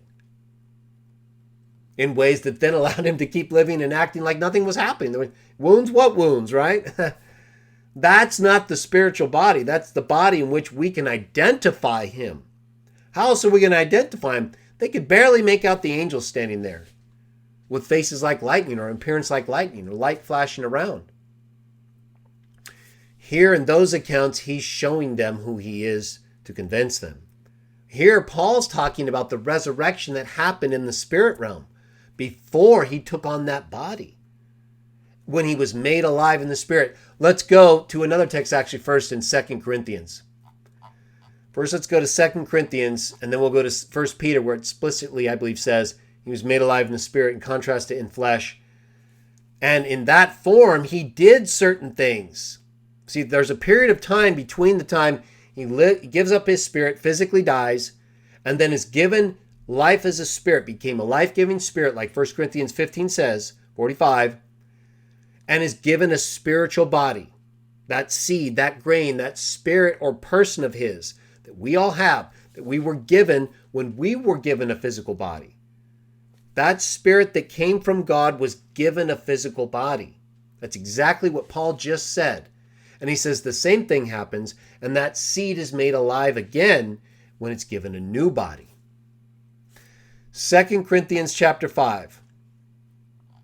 Well, actually, we'll just read one verse of 4, verse 18. It talks about that we keep our eyes not on the things seen, but on things unseen. For the things seen are temporary. Okay. But the things unseen are everlasting. A little further drink there. Things seen are temporary. Well, they saw his physical form, didn't they? So it says right here, things seen are temporary. Paul didn't see Jesus in Acts 9. He couldn't even make out anything, just the light. He knew it was him, though, because he identified himself and spoke about other things. And he knew it wasn't a man. So they saw him in that form, the form that he raised, even though it was different, and in some cases completely different. All those forms were temporary. It says right here, the things seen are temporary. The things unseen are everlasting. And this isn't unconnected with what we're talking about. Very next verse. We know that if our earthly house, this tent, if what's inside a tent? The person, the grain, the seed, the thing that God gives a body, the thing that's tented, your spirit, your personality, that is your spirit that God gives a body. We know that if our earthly house, this tent that's housing our spirit, the seed, that grain that we're given, if the tent that's holding that is what? Dissolved. We are to have, if this happens, if this tent is dissolved, who's the we? If the tent is dissolved, well, again, the we is our spirit, our personality, the thing that identifies us as us that can continue on, either as sleeping with God or in a new body. If this body is dissolved, we're to have a building from God, a house not made with hands, everlasting in the heavens. So building from God, a house from God. What's it housing? Again, I'm going to argue that's the person, the spirit that we all have. That's us, uniquely and by God's design. For in this dwelling house we, that is our spirit, indeed groan, earnestly desiring to put on the one for us from heaven, so that having really put it on, we shall not be found naked. Right? That's just like he wrote about in 1 Corinthians 15, so that the seed or the grain isn't naked. God gives it a body. Same discussion, basically, just a little different. In fact, we who are in this tent groan, being weighed down because we want not to put it off, right? We don't want to be found naked. He just said that, and he said that earlier as well in 1 Corinthians. But to put on the other, that which is mortal may be swallowed up by life. Right? So if you're putting on another, you don't want to put off the other because why? You'll be found naked. We don't want to die and have to wait. Just like many are waiting. And in Revelation, you can see how they're saying they don't want to wait, right? How much longer? That's exactly what he's talking about right now. We don't want to be in that condition where we're naked and where we're still a spirit sleeping or alive to God if we're with him. But we don't have a body yet. We're not alive in that sense. We're not conscious and existing the way we are now. And that's the difference. So he goes on to say, now he that produced us for this very thing is God, who gave us the token of what is to come, that is the Spirit. See, that's what he's talking about. In this tent we indeed groan, being weighed down. We want not to put it off, but to put on the other. We don't want to be found naked. How would you be found naked? Because your spirit wouldn't have a body. If you put this one off, if you put the physical tent off, you're going to be naked. And he says we don't want to do that. We want to put the other one on and not be naked, which is true. And that's why I believe you see in Revelation 6 the fact that some have to. And in that sense, while they're sleeping with God, they appealed to him to avenge their blood. The same way Abel's did.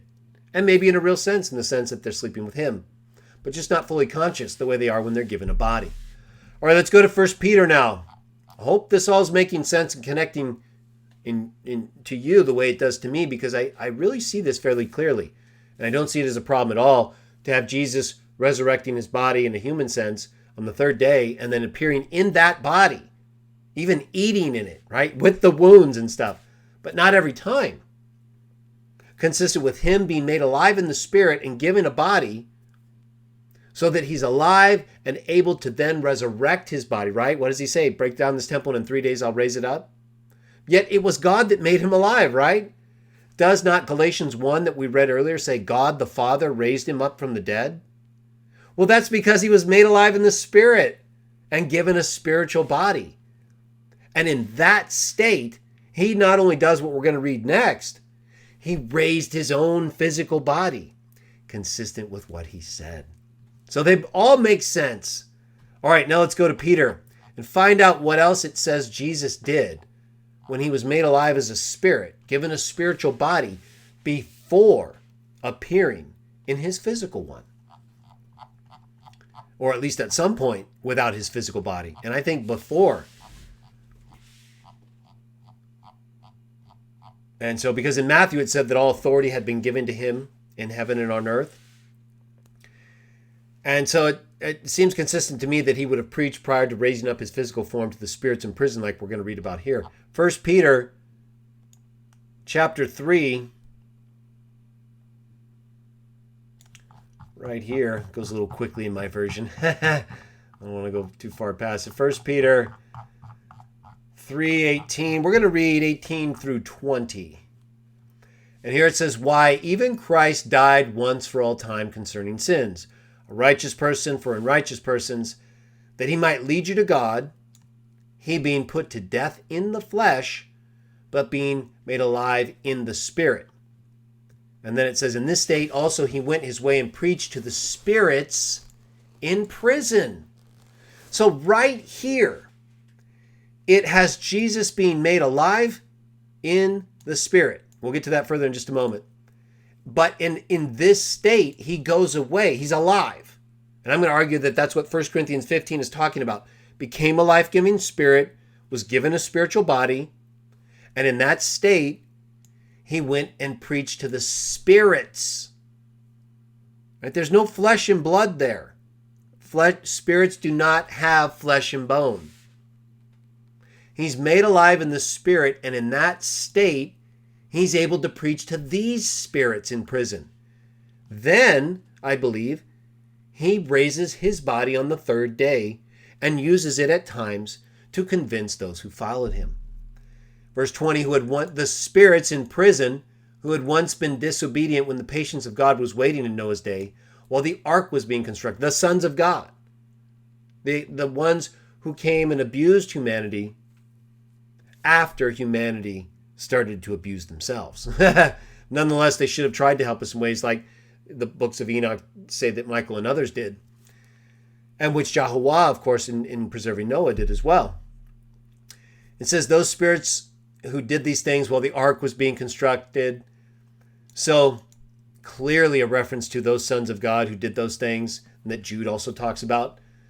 Now let me bring up my writing here on the subject of the temple of Jesus' body for just a moment.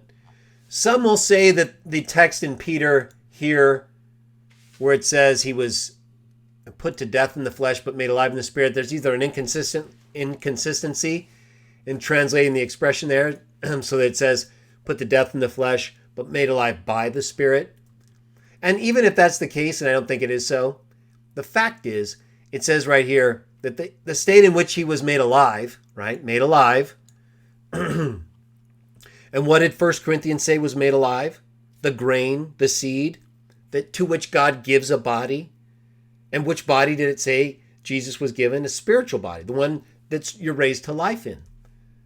So he was made alive, I'm going to argue, in a spiritual body, in which state he went to the other spirits with spiritual bodies, or in prison in whatever sense they're imprisoned, and preached to them. Then he resurrected his physical body and preached to his followers and to everyone else, that the texts say, before ascending to the Father. But he had still already been given a spiritual body by the Father.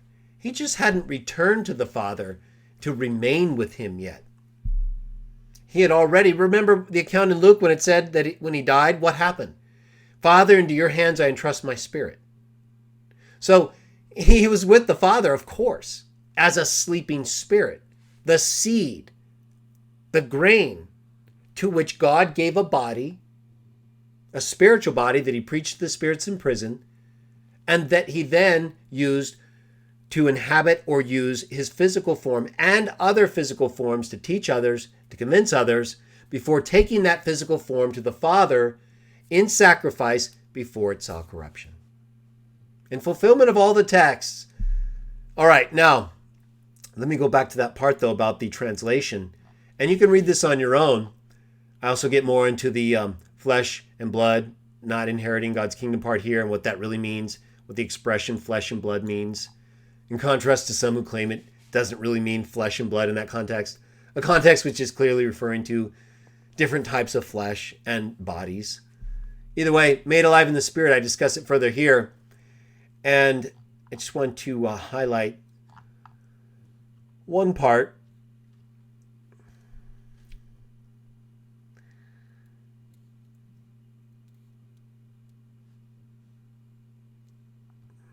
But you could probably read it on your own. I won't have to necessarily go searching for it. So my point would be, though, that the datives are consistent in the text in 1 Peter, so that being made alive in the Spirit and in the flesh is a more consistent translation in that context than being made alive by the Spirit. And if you're going to make it consistent, it would make no sense, right? Being made alive by the Spirit and then being put to death by the flesh, but being made alive by the Spirit. I guess you could say flesh there if it represents human beings. That can be possible. So either way, though, the fact in the following verse that he's in a state in which he preaches to the spirits in prison makes it more convincing to me to see it as in the Spirit and in the flesh, and the consistency in that respect. So you can read more about that on your own if you'd like to. And let me get back to the text, though, because I think the context, the part where it refers to the state in which he spoke to the other spirits, shows, and consistent with 1 Corinthians 15, and the fact that his spirit went to the Father when he died. That's the grain. That's the spirit that Paul's talking about that's given a body when it's made alive. Consistent with being made alive in the Spirit here and preaching to the other spirits in prison. Now, for explicit descriptions of Jesus' body, we don't need to look far. We just go to Revelation, like I was stating. Let's do that now, and then we'll conclude things. So Revelation chapter 1 actually gives a description of the appearance of the resurrected Jesus. Right? So we've read about him in some of the texts in the gospel or great news accounts where he's in flesh. We also read in Acts where he was in light, of course, and not a man. But there were times when he was clearly appearing as a man, and even as the man that had the body in which he died, had the marks of it, but that wasn't overall the same, as we discussed. He also appeared in areas that were not accessible because the doors were locked, and out of nowhere that frightened people so that they thought he was a spirit. And he told them he wasn't the kind of spirit they should be frightened of, a demon, and that he wouldn't have flesh and bone if he was. So in that, obviously, appearance, he wasn't a spirit. He was real. It was a real manifest. He ate with them. He was really there. It wasn't an apparition. It wasn't something immaterial. He was physically present, either in his resurrected body, the one he'd taken from the tomb that wasn't there, or in another form, like the accounts state, and that the descriptions make clear when they couldn't recognize him until, if ever, certain things occurred, which they did, and then that's when they recognized him. So all of that information shows, together with 1 Corinthians 15, 2 Corinthians 5, and 1 Peter 3, I believe, to the extent that we understand verse 18 in relation to verse 19, and the state in which he was raised being that which would be necessary in order to preach to the spirits in prison, which do not have flesh and blood or bone, according to the text in 1 Corinthians 15 or in Luke 24. And so all of this together is consistent when you understand the fact that the spirit or seed that we all are and that Jesus had and entrusted to God, it says that explicitly, that when he died physically, his spirit returned to the God who gave it. He entrusted it to him, and that he was made alive, made a life-giving spirit in the context of Paul's description of the resurrection and the being given a spiritual body. It says that God the Father raised him from the dead in Galatians 1, and that his spirit was with the Father when he died. Luke 24. So the Father resurrected him to life by giving him a new body, exactly as 1 Corinthians 15 says, a glorious spiritual body, different from physical things the way the sun differs from flesh. And in that state, he went and preached to the spirits in prison, according to 1 Peter 3:18, before he raised his body from the tomb and appeared in it and in other forms and in ways necessary to convince human beings of what had happened and to teach them the things they needed to know. All right, so what is this spiritual body in this glorious form? Revelation chapter 1. I believe it's explicitly told to us right here. Just as other accounts describe angels, like we read earlier, as having the appearance of lightning, or in Daniel or in other accounts that we've read in my Michael and Jesus as the Biblical Archangel series, there are a number of texts which speak very similarly regarding the description and appearance of heavenly beings, spirits, the spiritual body that they have, in metaphors and in ways that we can relate to, just like Paul did. The sun, the moon, these different glories, right? Because we don't know what their real glory is like. We're not spirits. We don't have that experience with them in ways we do with these other physical things, so that we can use them by comparison. Revelation 1. All right, verse 14. Yeah. It says, moreover, it's describing the one who appeared. It says right here in verse 12, I turned to see the voice of the one speaking with me, and it identifies him as Jesus. And it says, moreover, his head and his hair were white as white wool. So his head and his hair as snow, and his eyes as a fiery flame. And his feet were like fine copper when glowing in a furnace. And his voice was as the sound of many waters. Very similar to descriptions in Daniel. And he had in his right hand 7 stars, and out of his mouth a sharp, long-edged sword was protruding. Perhaps even a tongue-like thing, right? Almost, if these are serpent-like creatures, the seraphs and the different creatures in ways that would be difficult to fully understand or describe, but it would make more sense to have a long tongue forked like that, perhaps. 2-edged sword protruding. His countenance was as the sun when it shines in its power. Well, what did Paul say was similar, comparable in a physical way, but different from our flesh about the spiritual body?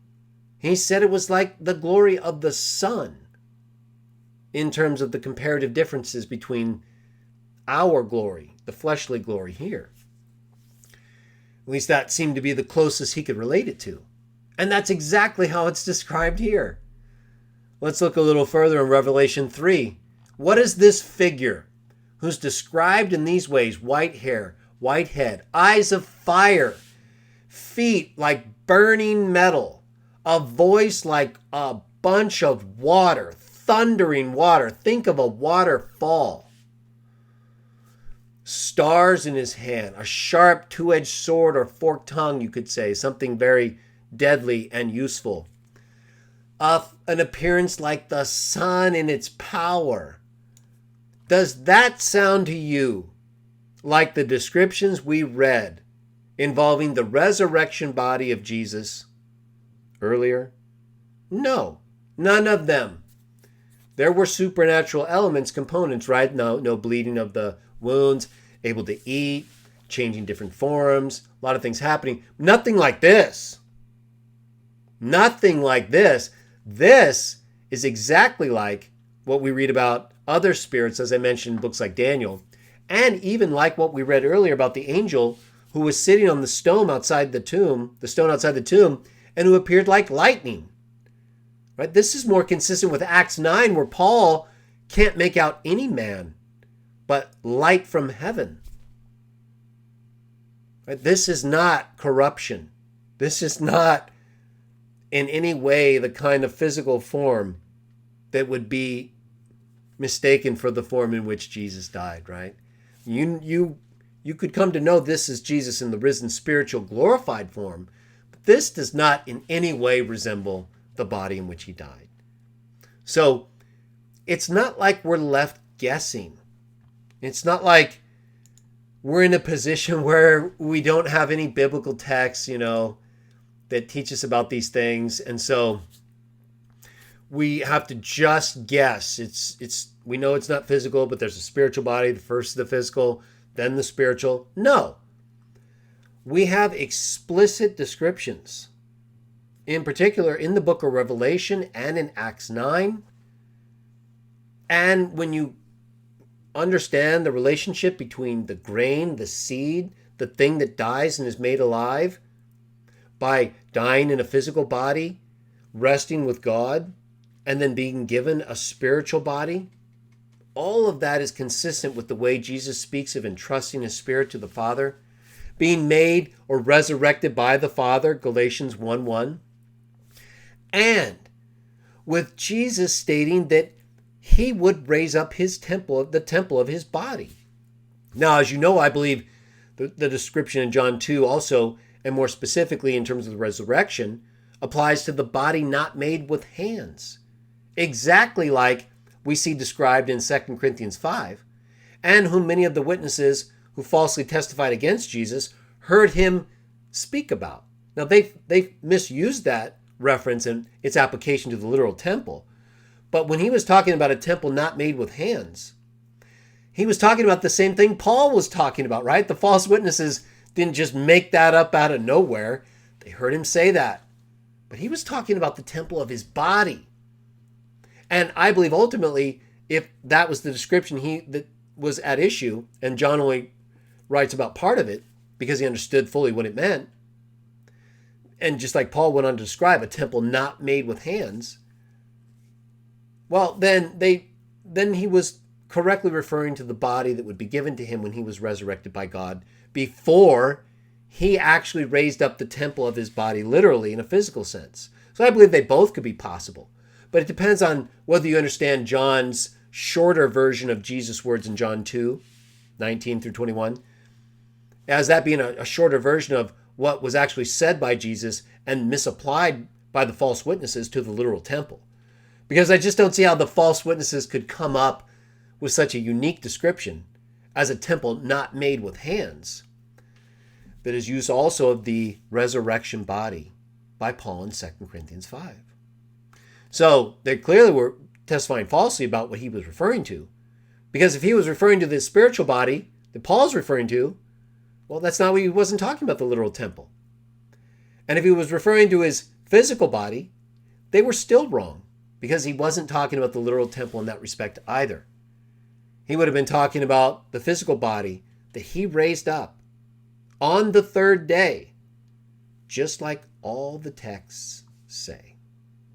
So I hope that discussion was helpful to you and has brought some clarity to your understanding of the physical body in which Jesus died, the way that the spirit which he entrusted to his Father was made alive again by not being naked for too long after he died, right? It depends on how soon after his spirit returned to the Father gave him that body. That's the whole point of what Paul's talking about. They don't want to be found naked. Well, I'm sure Jesus didn't either, right? He didn't even want to die. But he did it because it was God's will. And because of that, the spirit returned to the God who gave it. And then the God who gave that spirit a new body, a spiritual body in which he preached to the other spirits who had rebelled, the other sons of God, who did not do the things they should have done during the days of Noah, and who have been imprisoned because of it ever since, just like Jude says. And then he resurrected his physical body on the third day and appeared to many in all these different forms, manifesting evidence as needed, but not actually retaining that form beyond returning it to the Father in sacrifice, just like he says. That's why in texts like Revelation, we don't read descriptions about physical forms like that. We read descriptions about glorious spiritual bodies and forms that are consistent with spirits' bodies.